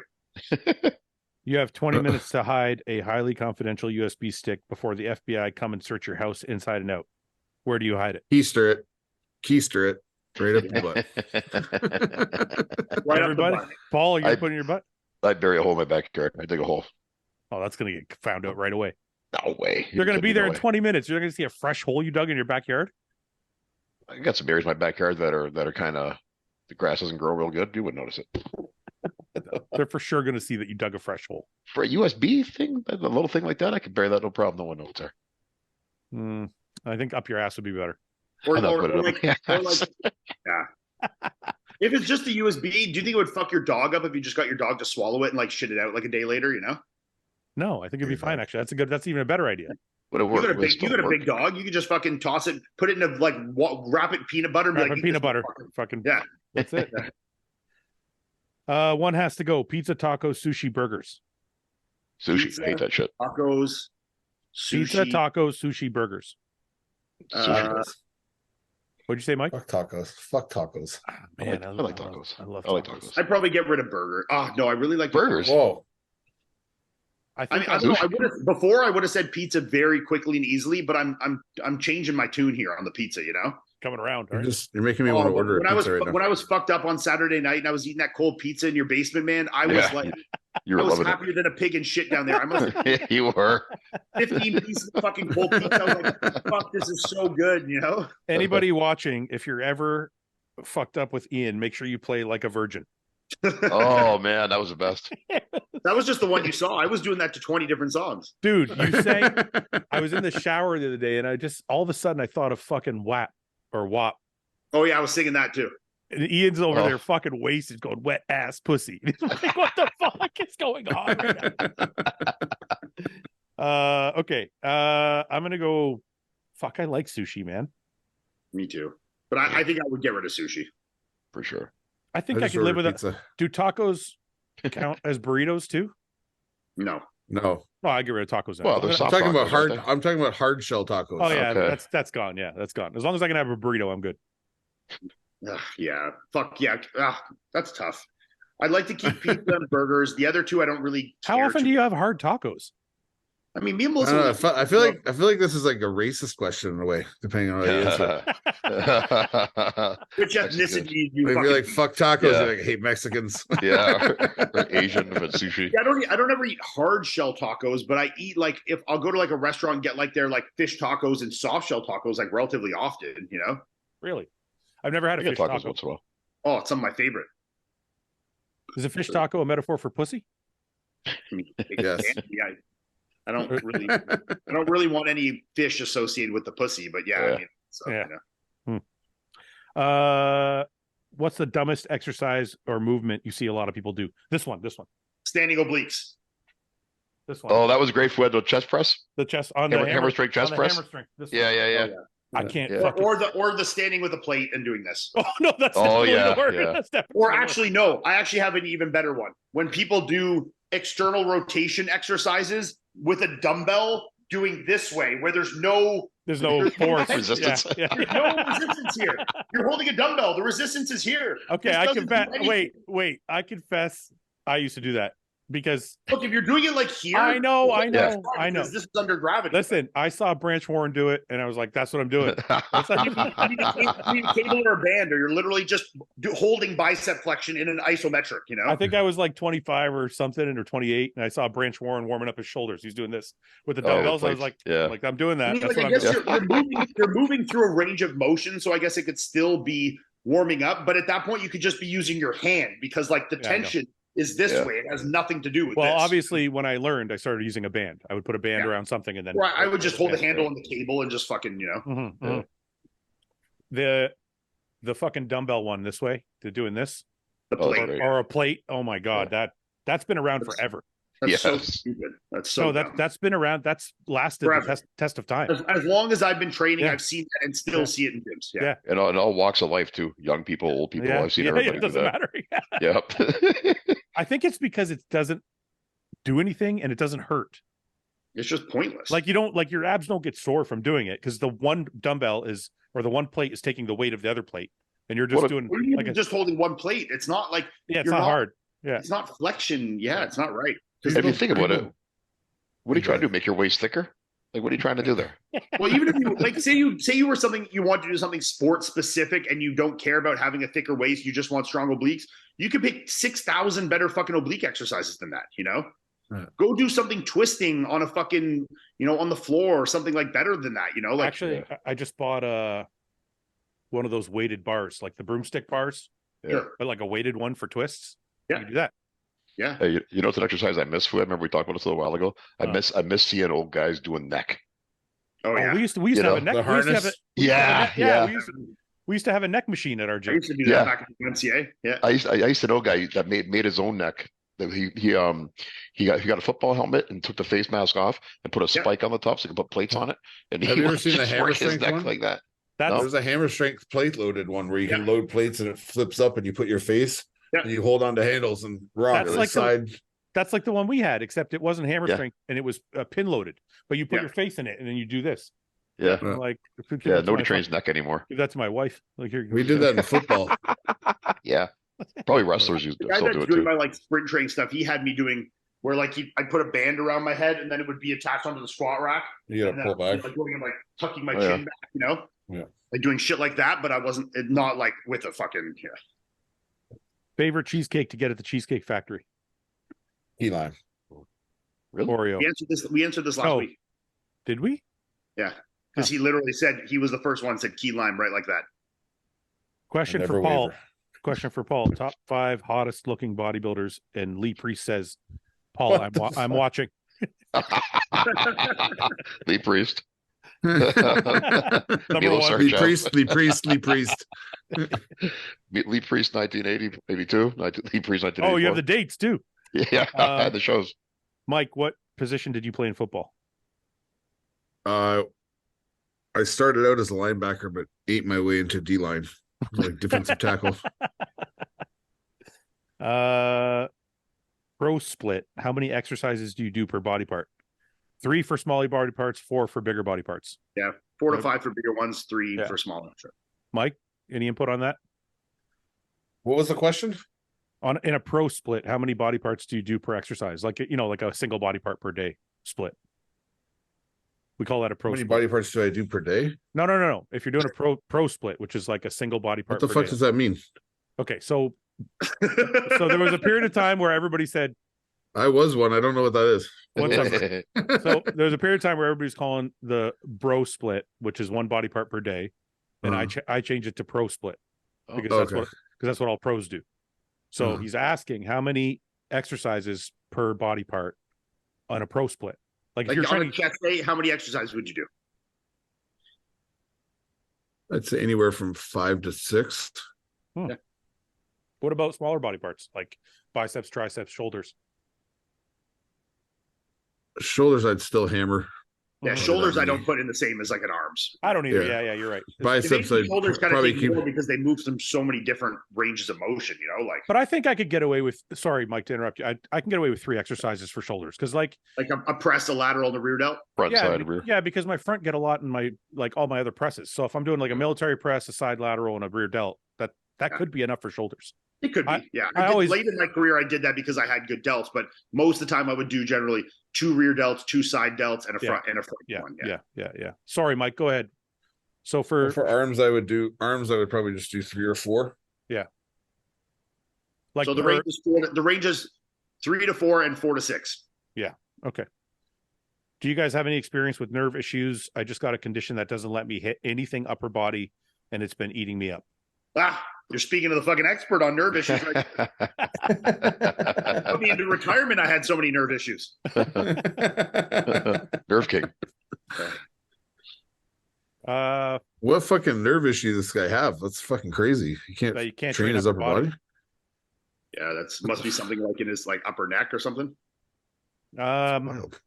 I found it interesting. You talk about with nerve damage with we're talking about the calves. You know, a lot of guys have the issue with calves shrinking over the years. Yeah, I think from what I've learned, it comes from 2 things. So depending on where guys and how it's displaying itself, it can either be like a crushing injury to the back of the knee from like guys squatting heavy in like wraps and knee sleeves a lot. Like, so you're squatting really deep in knee sleeves and it's jamming that fabric into the back of your knee a lot. Yeah. And kind of compressing that nerve in the back of your knee. Or it's even more commonly like an L5S1, like in your lower back, whereas like where the nerve innervates, like coming from like your belly button into your back and then splits down into the back into your legs. So it can be coming from one for the other, but that's one of the most common one you see with like older bodybuilders for sure. Yeah. I wonder if that's something that's what I have in mind too. I wonder if that's something that can be like reversed, you know, if you were to. I mean, for sure it can be. If there's pressure on the nerve, you can relieve the pressure on the nerve, you know, like it depends what is causing that problem, you know, but if it's like, you know, you have tightness or you have something that's, you know, caused your spine to kind of lean onto the nerve in a certain way. Yeah. These things can be corrected. I wonder if let's say your calf atrophied from a nerve issue and then you release the nerve so it's flowing properly. Do you think you can rebuild that calf if you're of a certain age though? Yeah. Like if you're I think 25, like it's different. 51. Rebuild some. Do I think it would get them back to where you were? No, but you wouldn't have any muscles to where you were when you were young. You know. Okay, let's say you're young and you develop this issue, and then you got the nerve released. Is the muscle going to function normally again? I think, yeah, like, look, let's say you actually got a nerve induction test done and the nerve conductivity to the muscle is back to 95% plus, then Right. there's absolutely no reason you could not build the muscle back. Yes. Okay. So atrophy is just atrophy of the cell. You can still rebuild it. Of course. As long as everything's functioning properly. As long as nerve and blood supply is still active to the muscle, then there's no reason it can't be built. I got to have some nerve induction tests Me done. too. I think my arms Yes. I think I've blocked all the nerves to my arms. That's what my calves, my inner calves. Equalizer, Denzel versus John Wick. Who would win? Well, John Wick would obviously win, but he's also invincible in the movie, so it's fucking ridiculous, you know? Denzel's pretty invincible too. Yeah. Yeah, but he doesn't get shot 300 times and walk away. He'll Oh get no, like actually Denzel dies in a lot of his Does movies. he? in a He lot. died in Well, the last one? Not in Equalizer, no. No, But in sorry, like think of spoiler the alert. Equalizer, that little I haven't watched it yet. in the Equalizer 3 at the very beginning, the kid shoots him with a fucking 22. Don't- And Yeah, like, tell but he everybody. survives, right? no, that's like 10 seconds into the movie. That's not like relevant to the plot. you know? Yeah, I saw that scene. He survives that, right? But like if John Wick got shot with a 22, he literally wouldn't even break stride. Don't tell Paul the plot of the movie, please. He's the worst guy to watch movies Paul's with. like he survives that, right? It's like, yeah, it's I'm assuming 10 he minutes did. in, Paul. Otherwise, No. unless there's one of those things where The he rest of dies. the dies. movie's just them warning him. John Wick literally gets like entire magazines emptied into him, falls off a fucking He sky. fell off a fucking building. Get hits and by got up. cars, like anything, and he's completely fucking fine like 30 minutes later. I'm probably He's gonna have literally- I'm probably gonna have an unpopular take here, but I think I like the Equalizer better than John Wick. I Well, like wait, wait. John Wick's just too much. There's too much going on. Yeah. there. Yeah. The newest I one, think- the newest Yeah. John Wick, I literally got an hour and a half into the 3-hour Yeah. movie. It shut it off. That's me. Really? I couldn't watch it. It was too much. I got like anxiety watching. It was just the Yeah. same fucking fight scene for 3 hours. I'm like, I'm done with this. Where the I think- last Equalizer was fucking amazing. That was I such a think good movie the first John Wick was the best one to me. by far.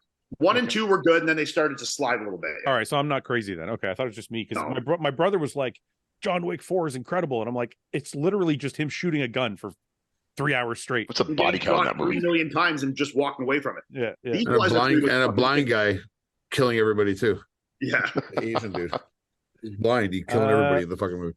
This is interesting. Your friends on the podcast are told they need to bail you out of prison. What is the first thing that comes to mind as to why they think you're in prison? If Who we Paul was in prison, I would assume he was trafficking drugs. Possession. Yeah. You'd be right, I'm sure. Definitely be right. If Mike was Um, in jail, I would assume he assaulted somebody. Yeah, assault for sure. Yeah. If Ian was in jail, Something sex related. I'm gonna section no, Indecent- it can't Yeah, be. Decent No, exposure. Ian wouldn't. Yeah, maybe that. Yeah, that's a good Yeah, one. exposure, yeah. Yeah. If I was in jail, what? It's violent for sure. No, Yeah. it would be like street racing or something. Oh yeah, because you Yeah, just you've something posted that before. absolutely like crazy. Like, this is bad of me to say, but like just like absolutely obliterated driving your truck. You know?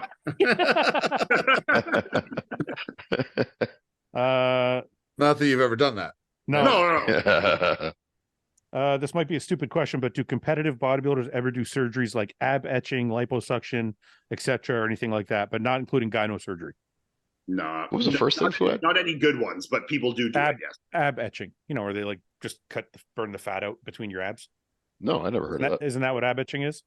I don't fucking know. Isn't I it? I mean, never Like, heard of look, you're talking to a bunch of bodybuilders. We know what this is, so clearly it's not that rampant. You know, I thought ab etching was just like getting rid of the fat between your abs. like so they were liposuction. more- That's what it sounds like. I didn't know that was possible though. Yeah. Yeah, it's a thing. I've heard of it. I just don't know exactly what it is. Like I've heard it said before.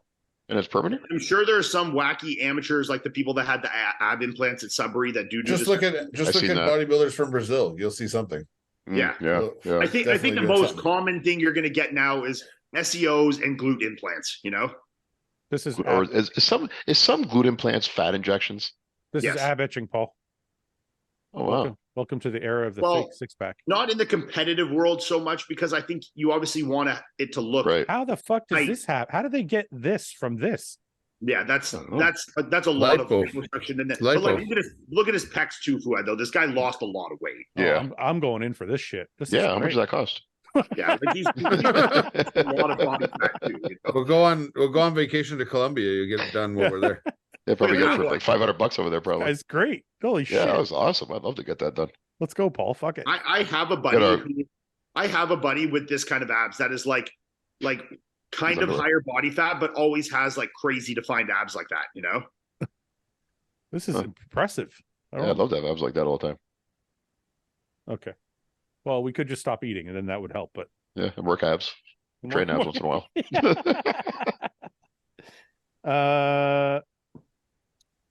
Ever have a muscle spasm while injecting? While injecting, though. I've had it like twitch. Yeah, I don't. Yeah. I've had a muscle spasm. The worst muscle spasm I've ever had during sex. Yep.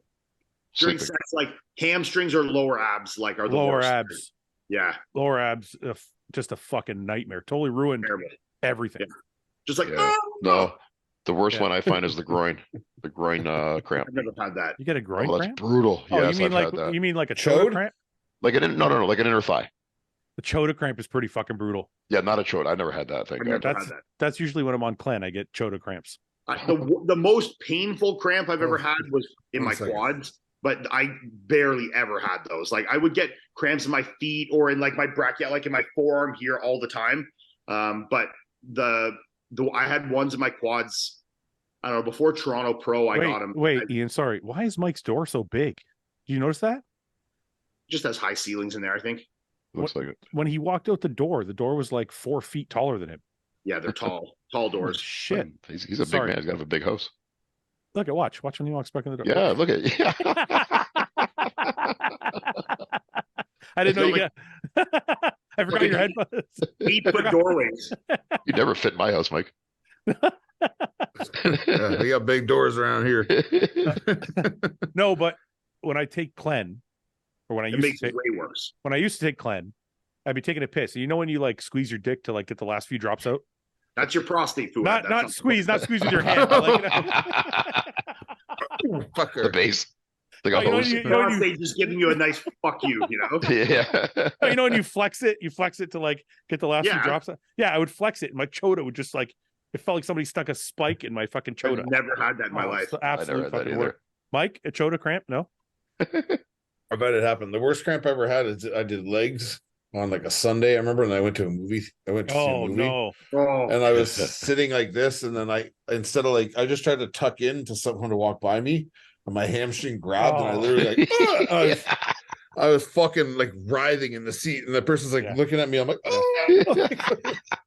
I stood in the aisle for 10 minutes and watched Yeah. the movie, stretched Yeah. out my hamstring. even worse the when you worst. get one go. So, like, say your hamstring starts to cramp, so you straighten your leg, and then your quad cramps. So then Yes. your leg Yes. and then your hamstring cramps. You're like, fuck. Yeah, you know? I've had that. Yes. I've had that. That's bad. What were each of your hard limits on drugs, numbers, or substances you refuse to use? I never used heroin. Either. Are they talking about Wait, rec wait, drugs really- or steroids? Rec At least we got drugs? some lines. At least we drew some lines, eh? Wait, let me ask you a serious question though. Did you never do heroin because you were just never around it, or did you never do heroin because you chose like, hey, I don't want to do this, even though it's in my vicinity? I probably could have got it.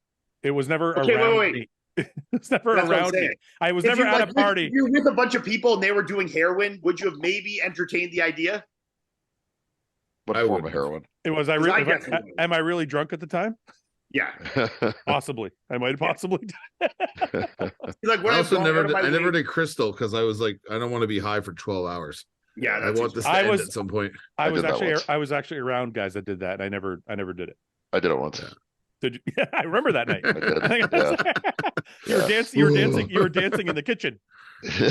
Yeah, it was. I only did it once only. It just Oh one no, little that tiny wasn't amount. that wasn't you. No, I'm thinking of somebody else. You weren't It there. was the before. night. It was before we hung out. Yeah, I didn't know you Um, then. Yeah. Yeah, it was back when I was like in my early 20s. was it?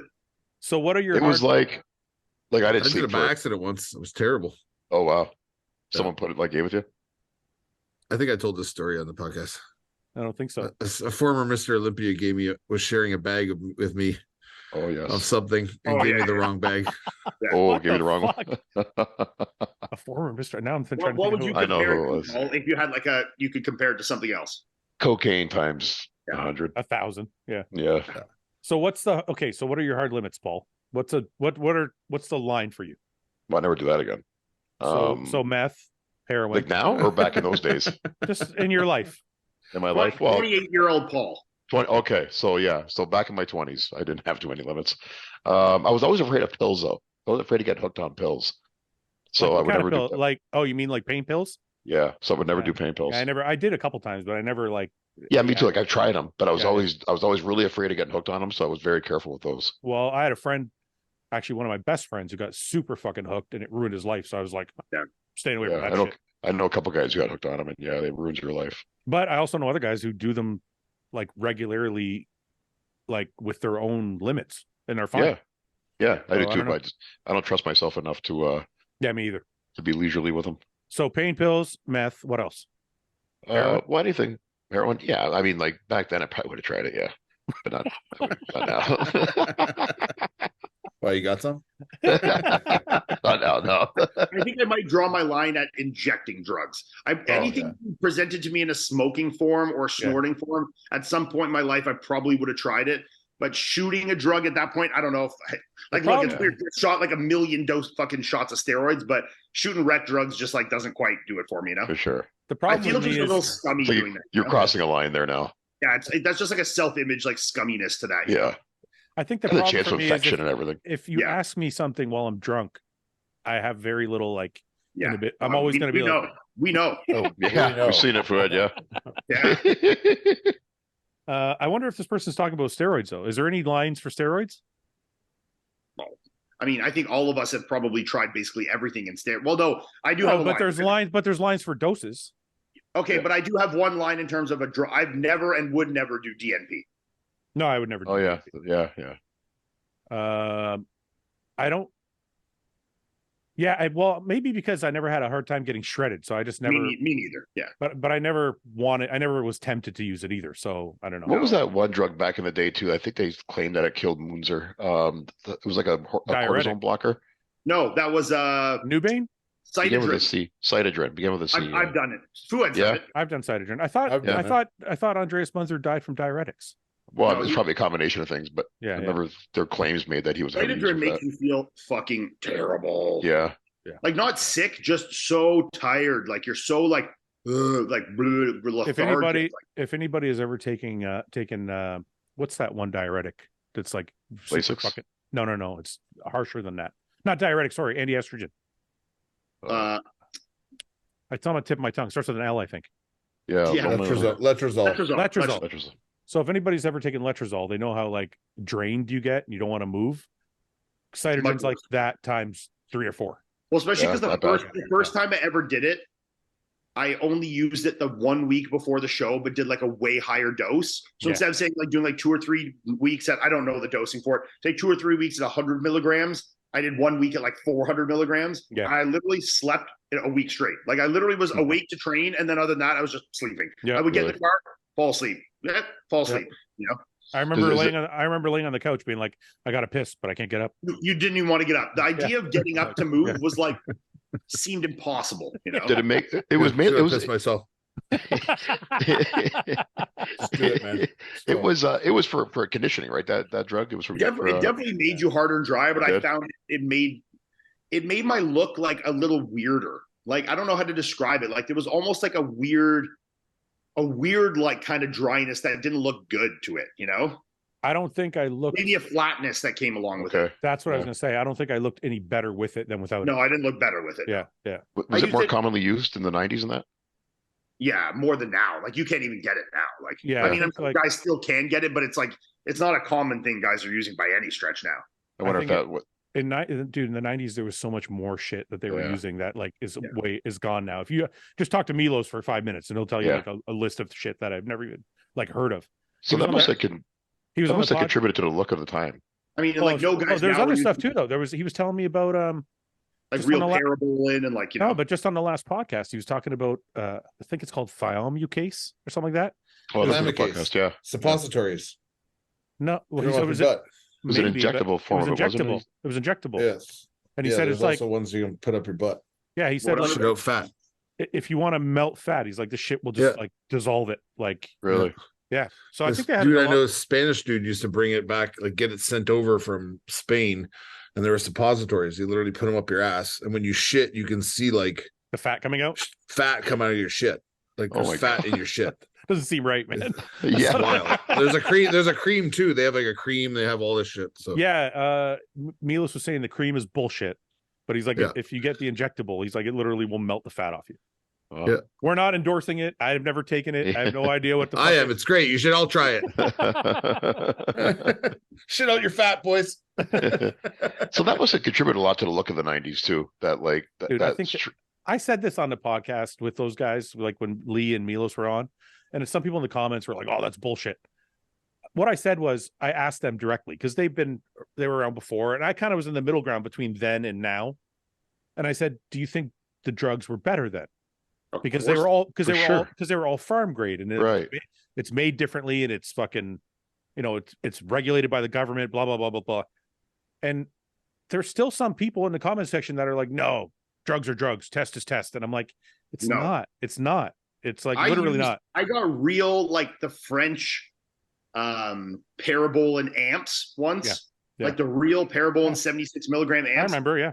I used like 2 of them a week, and it was like as if I used fucking 2 grams of tren. I know. Like I looked so different, so fast. I was so strong. I had no night sweats, no bad sides of any kind. Yeah. And it like the difference was 3 million times the different than tren. This is what I told. Taking 100, 140, 152 milligrams a week. Yeah, but this is what I told Lee, because Lee's always talking about how little his doses were. And I I said, believe him. no, I do too. And I said to Lee, I said, maybe it's also because the drugs are so much better that you didn't have to take, 1,000 milligrams of tren, because Right. 150 milligrams of parabolin would have done the same thing. It would have done more.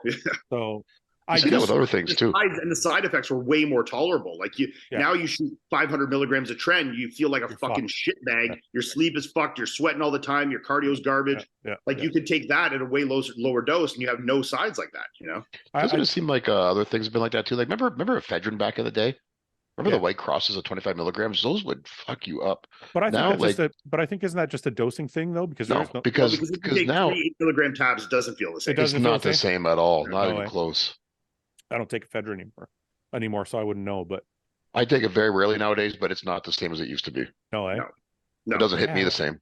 But this is what I mean, and there's people that would say, well, ephedrine's ephedrine, so why? What's the difference? And I'm like, I don't know what the difference is. I'm not a scientist, but it's fucking different. Yeah, I don't know either. Yeah. Okay. There are so many competitors in the Mr. Olympia in recent years. Do you feel they must select the best of the best to compete in the elite show? Like they could eliminate some competitors in prejudging and bring the best in the final show. I understand what you're saying, but a lot of these people's families flew out there and did all these things, and people paid for tickets. So you give these guys their fucking 5 minutes on stage. It's not a big deal, I feel bad enough at like a nationals or something when nationals for those only top 5 do their posing routines. And most bigger shows are like that just because of time constraints. Yeah. So like I feel bad for some of these guys. Like their families come from wherever to come watch them compete at nationals. Finals. And finals, they're on stage for it's unfortunate, but Yeah, like but Walk maybe- across, wave, and get off. yeah, Oh, you're talking about nationals, so yeah. I think in the IFBB it should be different. I think the Olympia should be like, somebody. I can't remember where I saw it, what podcast. I think if there's any time you should get maximal stage time, it's the Olympia. I know, but I think that would. If there's any time you're not trying to speed up a show, it's the Olympia. Listen, I agree, but what I'm saying is, I think that it should be harder to get to the Olympia, which I don't want to get into that whole conversation There's only again. But wins right now for men's open. no, I know, but it should be like some people. I can't remember where I saw this, but somebody said there's some shows where it should be 2 wins. I could agree with that. Like some of the smaller men's physique shows or smaller bikini shows, maybe you have to win 2 bikini shows to get to the Olympia, or 2 men's physique. So, There's so many point system. because there's Like so a many tier more. 3 show, you need Yeah. 2 tier 3s to get Yeah. a qualification. Yeah. Yeah, Yeah, because and then certain shows are worth more, maybe the bigger shows, and then you have to win one of those. Yeah, But then the only problem with that, we have talked about this before, is that you end up getting a very different talent pool at your shows. And as a show promoter, you want the best people at your shows, and you're going to probably get less competitors, and you're not going to get any A-tier competitors at a show that's, like I would never go do a show. yeah, that but would- Ian, think about that. Think about this. If you only had the big shows being one show qualifiers, and everyone would go do them though. right? But only one person's going to win, so they're still going to have to do all the other shows. That's true. yeah, and those shows should pay more to the winners. What do you mean the big shows? Bigger ones. Yeah. Yeah. Yeah. Well, they do. Like the Arnold already pays more, right? But that's the only saying, one. But That's the like only saying one, if though. you had like New York, Tampa, Texas, where there are 20K prizes, are the only shows where you win and you're in, and then the Right. others like you need to win 2 to collect the points. You know. Right. Yeah, I was thinking like only the maybe it couldn't be just the Arnold, but I was thinking if only the Arnold did like win and you're in, and all the other shows had to be.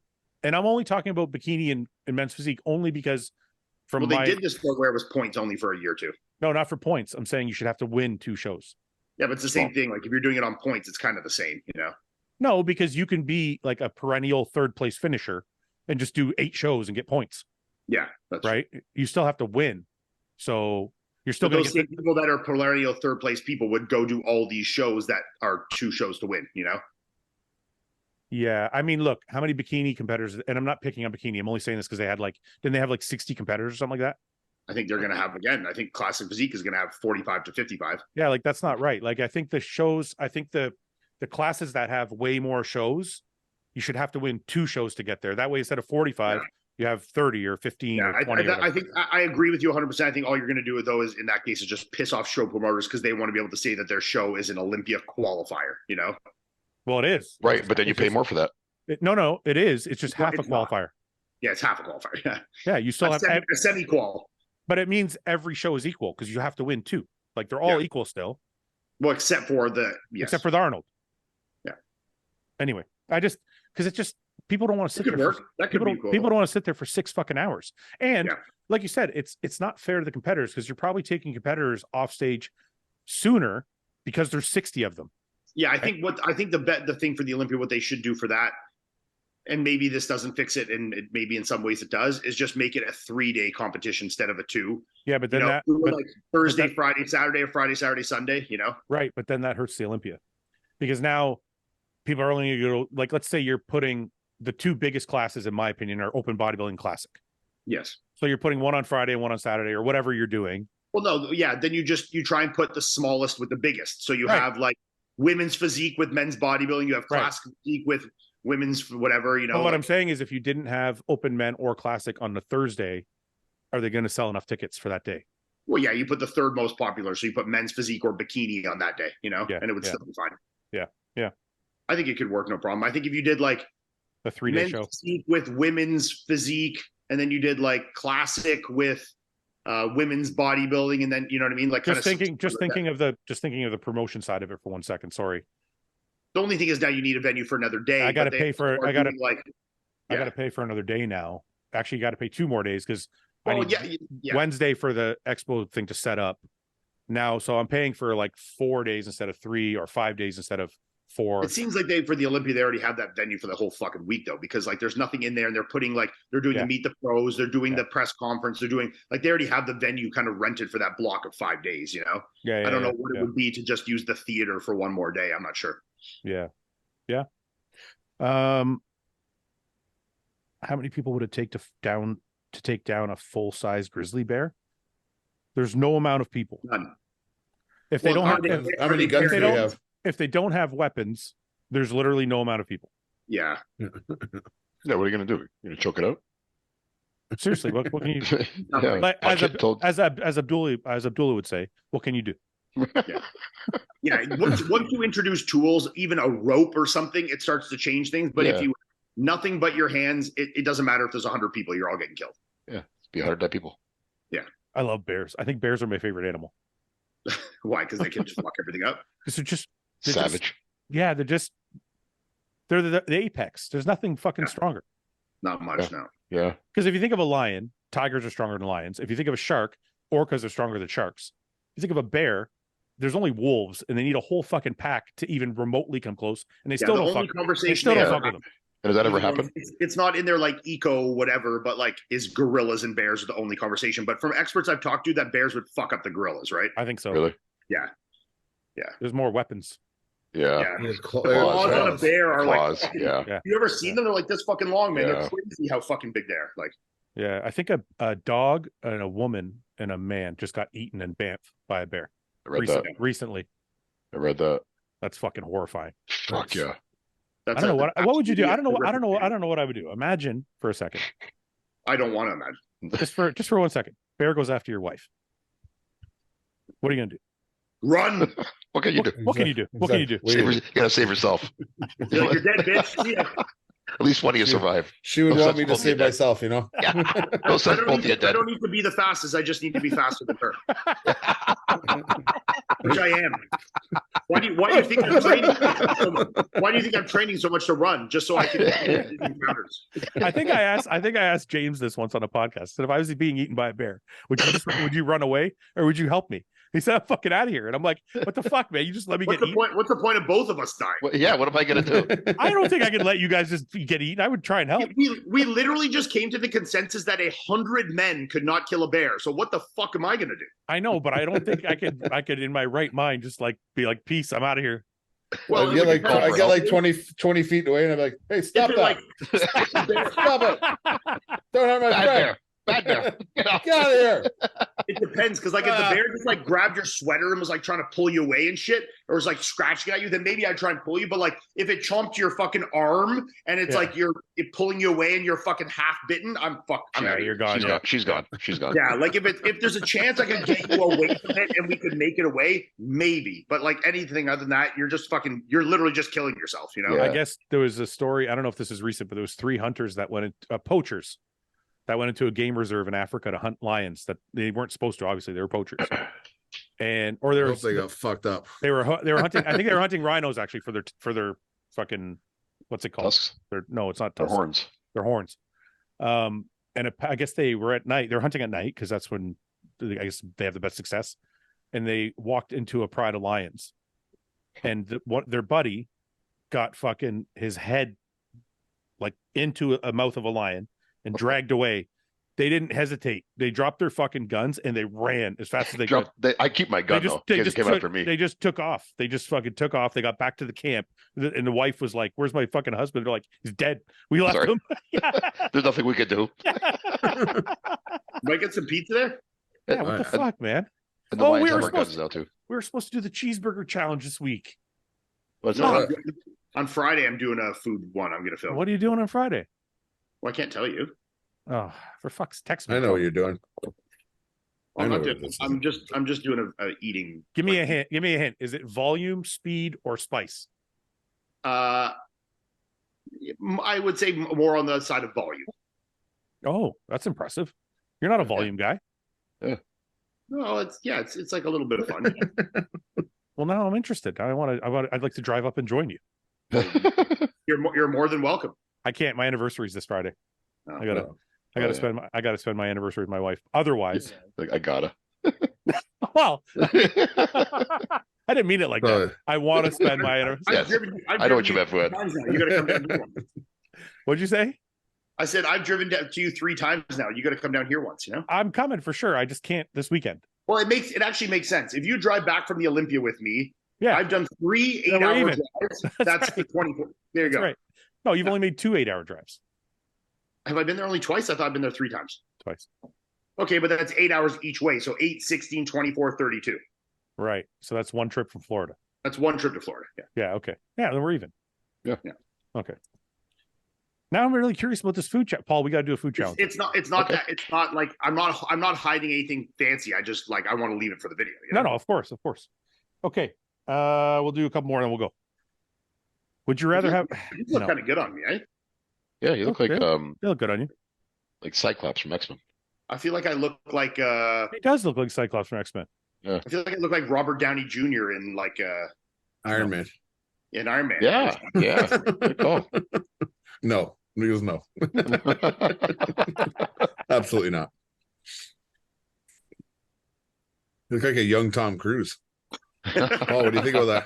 I don't want to beat it up. Take those fucking glasses off. You look a Let's lot see. more masculine than Tom Cruise. Let's see here. He had glasses on in the top picture, Right there. top row. There, Right, over right. to the right. Yeah, one. Yeah, right there. That. There we go. Yeah. Look, bottom one there. No, below it. There you Go back. Yeah, there we go. go. Yeah, No. you just look a Spitting lot it. younger. You look a lot younger than Ian. Thank you. Oh I am my a lot God. younger. Paul. Put your hand up like this. Iron Man. There you go. Ringer. Any over over-the-counter supplements to help with insulin resistance. Like a good GDA, you know, Isn't I was thinking berberine. berberine. Yeah, That's what I was thinking of. cinnamon supposed to be good too? Something with like a blend of like ALA, chromium, berberine, something fucking like that, you know. One for Ian. Why do you guys walk on stage and look like they got a hard on? I don't know why that's for you. Why is that for me? I don't know. Fuad's the one that tucks it up. Ask this motherfucker. I don't know. Tuck it up. I have to. I'm going to put it between my balls.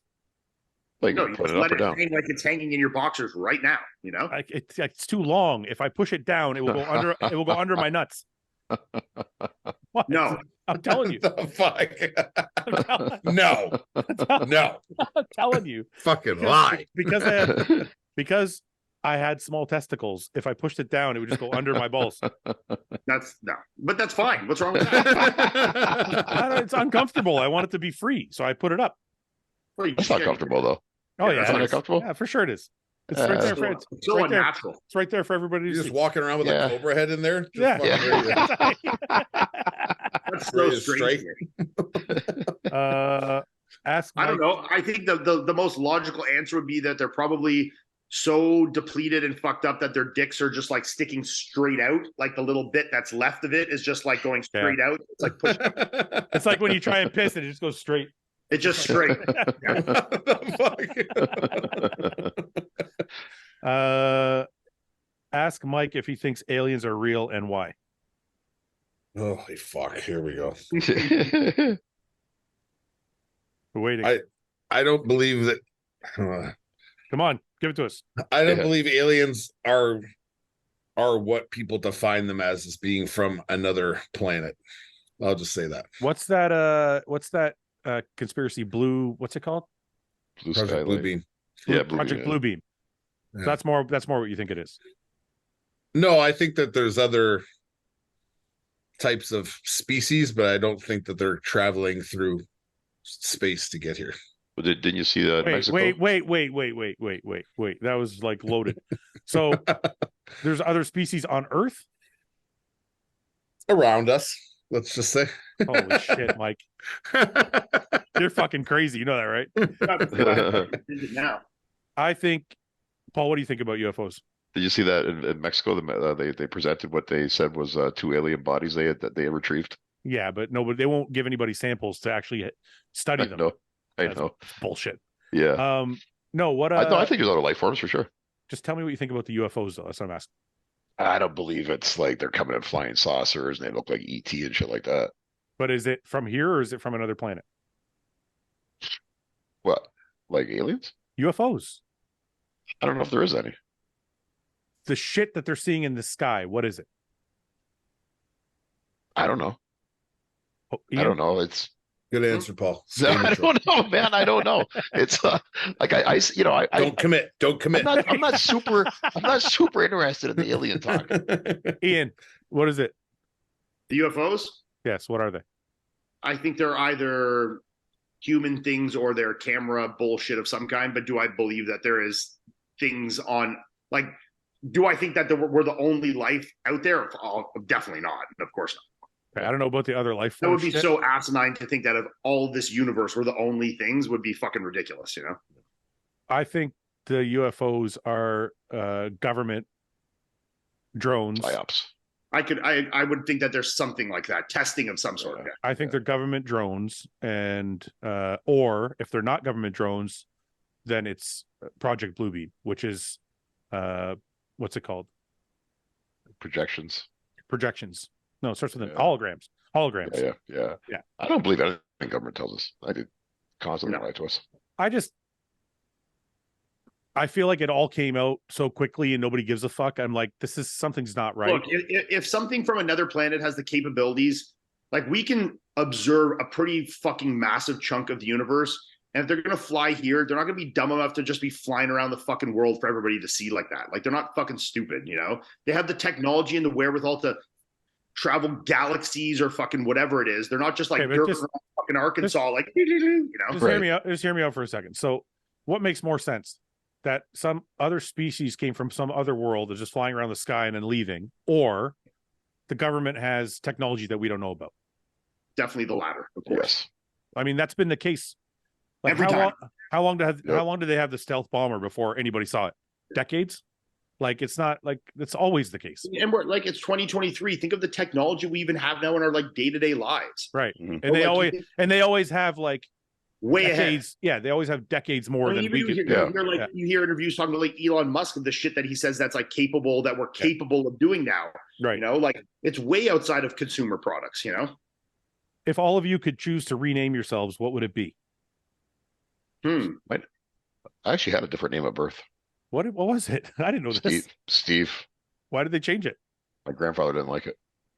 So he told my mom to change it. You to don't look Paul. like you don't look like a Steve. Steve I Lauzon. know. It wouldn't have fit me at all. Yeah. So this whole time you could have been Steve. Yeah. Do you have a middle name? That'd be your code I got a name. middle name. What's your middle name? My middle name's Harold. No, it's So not. is mine. You So is didn't know that, mine. Fouad? Is it really? Shut the fuck up. That's crazy. You didn't know that, Fouad? Mike, are you for real? Yeah, I have two middle names, Harold James, for Oh, both wow. grandpas. Paul, your middle name is Harold? You didn't know that before, Fouad?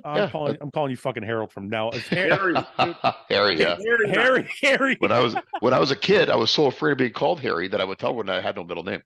Dude, Harold suits you so much more than Paul. It was, and I'm named after my grandfather too, just like Mike. Do you have a middle name, Fouad, or is that like an Arab thing? I don't have an official middle name, but in our culture, you assume your dad's name as your middle name. So it's Abdul. Oh, okay. So Fouad. that your brothers all have the same middle name then? I guess that's how it works in our culture. You kind of assume your dad's, but it's not on my birth certificate or anything. It's just like, Yeah. I don't know.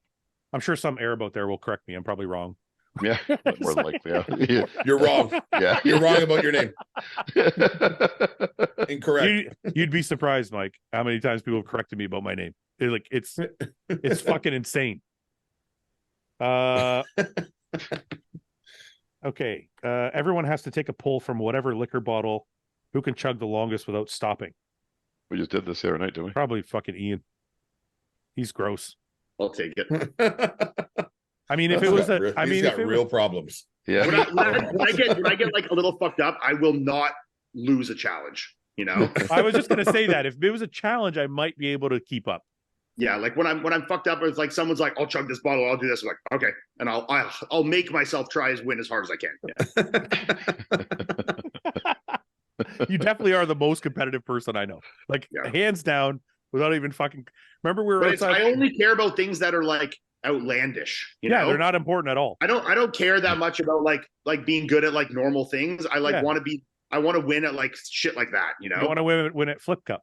Yeah, Yeah. or who can sniff the ball of coke the fastest? You know. That's wild. I've never done that. That's so crazy. You talk about that. Me neither. I'm just saying hypothetically. Guys are crazy. Yeah. These guys are nuts. Okay, let's do a serious one. What is a popular exercise that you found either wasn't effective or you just couldn't connect with it? For me, it's upright Rope. rows. Rope pull downs that every moron does in the gym does them wrong. What's But right, wait, concept? not that they're doing it wrong, Mike. But can you just can't connect with them, or you don't like them? Are they talking about my connection personally? or what I They're see talking about people? you personally. Like, what's an What's an exercise exercise that? people like that you just never found work for you? Yeah, it's one that everybody says is great that you just don't get. Like, you don't feel it. Barbell squats. Okay, Paul, yours for sure. Upright rows. Yeah, I can't do them. Yeah, Ian. I can't think of one right now. Yeah, it's hard for me to think of. I was gonna say dumbbell rows, but I've actually gotten better at feeling them. Yeah, I like dumbbell rows. I mean, flat bench is like the most obvious answer to me. Like, I used to love that exercise when I first You know started what? training. I can. I couldn't feel flat bench in my chest if I tried. Even now, where like my connection's very good everywhere, I couldn't. I would have a real hard time. I'd be doing fucking one plate and going so slow trying to make a contraction happen. You know. I think I can feel everything. Just like it's a hyper Hyper responder. Fouad. Hyper connector. Yeah. Okay, last one. If you could time travel once in the past with 5 friends, would Ian ever consider being an IFBB rep like what Bob does? He's got experience. He knows the complaints of the modern athlete and seems reasonable to talk to. Feel like he could bring change to Yeah. the sport. Well, I'm a man of the people. Hand it over, Bob. Sold it to you. Sold. Done. I'll take it. Thank you. What's a food you can't stomach anymore because you had so much of it during your career? Oatmeal. Yeah. I still eat it, but it fucks up my stomach every time I eat it. Yeah, I don't like it. I never really liked it, and I never really tolerated it well. Paul, anything? It's crazy now that I've introduced like normal foods back into my diet now, like things that like eating cheese or ice cream or fucking things that like when I was bodybuilding, if I'd eat one night would make me shit my pants. Like you're fine now. 2 months of it back in, fucking like I could eat ice cream and cheese all day and my stomach is fine. Dude, I tried to tell you guys this. Nobody listened to me. See, Mike, this is like the laying down thing. Yeah. I tried to tell people when I eat clean, my stomach's more fucked up. When I eat pizza, I'm like regular. There's a caveat to that because if I continually eat clean, I'm fine. When I introduce the bad food into a clean diet, I have problems. So it's not like that my stomach is better from eating clean, or worse from eating whatever. It's just there's less tolerance, you know. So I've been eating bad for so long that when I introduce clean food, my body's like, "What the fuck is this?" It rejects it. Yeah, I was eating clean for so long that even when I'd have like a little night out, it would really fuck my stomach up. But now that I eat like cheese like fucking 3 times a goddamn day now. You know. You guys questioned me about the laying down. Mike found the guy that I saw it. Yeah. See that? They had vomitoriums too. They used to throw up. Yeah. I don't know about that. Back in Roman days. No, I didn't see that. I remember reading about that. They would eat themselves to like the point of like they just go throw it up and then lay back down and eat again. Yeah, I could see that back in like a society where like food is like such a status symbol, a rich status thing. You would just eat till you're fucking sick just for the fucking premise of it, you know. Just to be a prick. Poor, I'm gonna eat and throw it up, and you can't. I'm so rich. I'm just gonna puke it up. I'm just gonna eat and puke it into my vomitorium, you know. If your stepdad's missus, she's a 10, starts coming on to you when he's not home, what do you do?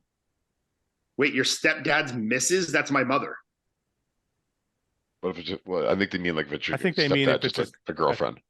I think he means the other way around. Like if I had a stepdad, he would be married to my mother. I think he means the other way around. Yeah, I think it means. So if I had your dad, no, because then he says she's a 10. I think he means stepmom.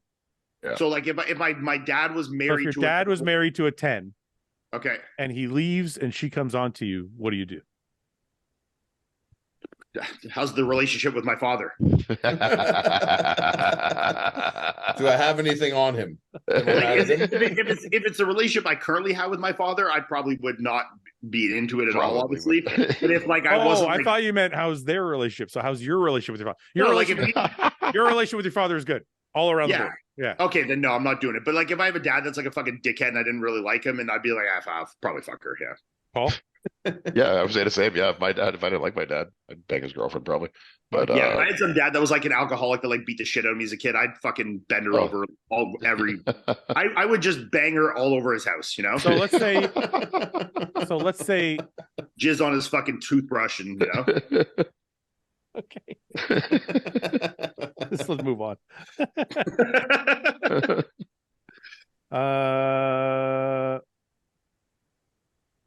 Oh God. Hidden comments. Would you rather have 24/7 BO, the absolute worst kind of BO? That salad smelled like BO. Remember that? What salad? At the restaurant. Do you remember that, Paul? To you it did, not to me. No, you were laughing your fucking ass off. We were high as fuck. I was high at mushrooms, but I didn't actually smell. No, they brought out actually smell to me. They brought out 2 salads. One had croutons that were like this big. Oh, they were so good though. Like little sandwiches. So they're passing around the salads, right? And the first one comes and it's got all the onions in it. And I look over at Paul, like, Paul, that fucking salad smells like BO. He's like, it does smell like BO, but I'm gonna have some. So he eats some. Then they pass around the other one, and it's a Caesar salad, but with the croutons like this. And he goes, "What the fuck is that?" I go, "It's a salad." He goes, "Why's the croutons so big?" I go, "You're fucking high." Then you agree with me. They were like slices of bread. They were, though. Croutons, they were huge. They were so crispy and so buttery. I was fucking eating those so hard. They were so good. This fucking, can I tell you? That's probably 80% of what I ate that night was those croutons. Can I just tell everybody and 3 anchovies for no reason. And 3 anchovies. Where did anchovies come from? Where'd you get that? On the Caesar salad. You just picking them off and eating them like. There was anchovies on those? I also Uber Eats ice cream to the restaurant. I was just that was amazing. Yeah, that's my favorite part of the night. For about a half an hour that night, every time I walked by Ian, he had his face stuck in a fucking liter of ice cream. Yeah, Just Mike. fucking- Mike ate like half the one tub. I got fudge brownie and mint chip, and he was I eating the don't fudge. know how the brownie. fuck you guys ate. I didn't eat a bite of anything. Well, I didn't eat any savory food. I didn't eat any. I didn't of that. eat anything. Croutons. Yeah, I didn't eat anything till 4 a.m. I had some hummus in the fridge. I mashed that pizza so hard when we got back to. Wow. All right. Anyway, would you Pizza rather was have, better cold than it was hot. would you rather have 24/7 BO, the absolute worst kind of BO that everyone around you vomits from your horrible stench, or chop your dick off and get $5 million in the bank? Oh, BO. shit. The BO. My BO is everyone else's problem, not mine. Fuck. I don't know, man. I don't want to chop off my dick, but I have a real issue with smelling. Yeah, but like no dick is like a big fucking deal, man. You know, I'm gonna have five. You would never bust a nut or fuck ever again. No, because I'm gonna get know. $5 million. I can get reattached. That's yeah, what I'm but thinking. it's not your dick. It's not the same. I don't care if it's my dick as long as I can feel my load come out. No, it's not. You're not gonna feel it. No, I'm gonna do it. I'm gonna do it. All right, do it. Do it right now. Go cut it off. Fucking pussy, go do it. Get the cigar chopper out. Yeah, Yeah. just slice it off. It's not thick. It's not thick enough, Mike. Come on. We'll get you a bigger one. We'll get you a bigger one. All right, let's call it a day. Okay. Paul, do you still want to say prayers, or are you feeling too much pressure? If someone else would like to step in this week, I'd be happy to step aside. Paul's the only one that can say him. You got to do it, Paul. Yeah, I think All so, man. I don't think it would come off the same if anybody else did it. Okay, I didn't prepare for Just this. say what comes to mind. Don't worry about it. Don't worry about who had pressure. Just say Hey, it. before From the I heart. didn't prepare for this one. when we're done, nobody leave. Okay, go I didn't ahead. prepare for this one. Okay, let's bow our heads. Yeah. All right. Oh, dear leader, we made it through another week, and it was a good week. So let's just try and make another good week coming up next. That's it. But yeah, I don't know if I'm fucking stuck with these. We I didn't don't know what to you say, man. didn't even thank him for teaching you Fucking how to, pressuring me, man. teach him how to thank him for teaching you how to dry your nuts. Paul dries his nuts now. I do dry my nuts now. Yeah, thank you guys for that tip. Yeah. Yeah, No more sloshing around in there. yeah. Why I you're don't know. not- Okay, listen. We'll let that one go for today. But from now on, can we be thankful for more stuff? Okay, well, I got to start preparing for these then. I got to start taking some notes during the week. Take notes over the week, you know? Yeah. Yeah. Okay. Oh, that would be even Okay. better if you just popped up with some notes that we never even knew, Okay. I'm going to start Yeah. doing that for next week. I'm going to start taking some notes during the like week. homework. Yeah, I'll make just point form, and then I'll put it together into Just a point for just point. Little For. bullet points. point. Yeah, Bang them got out. like 2 cards. Yeah, and then I'll Keep have a running some note work in with. your phone. Okay, yeah. I'm not really a technology guy, but yeah, I can do that. All right, boys. We'll talk next week. Bye-bye.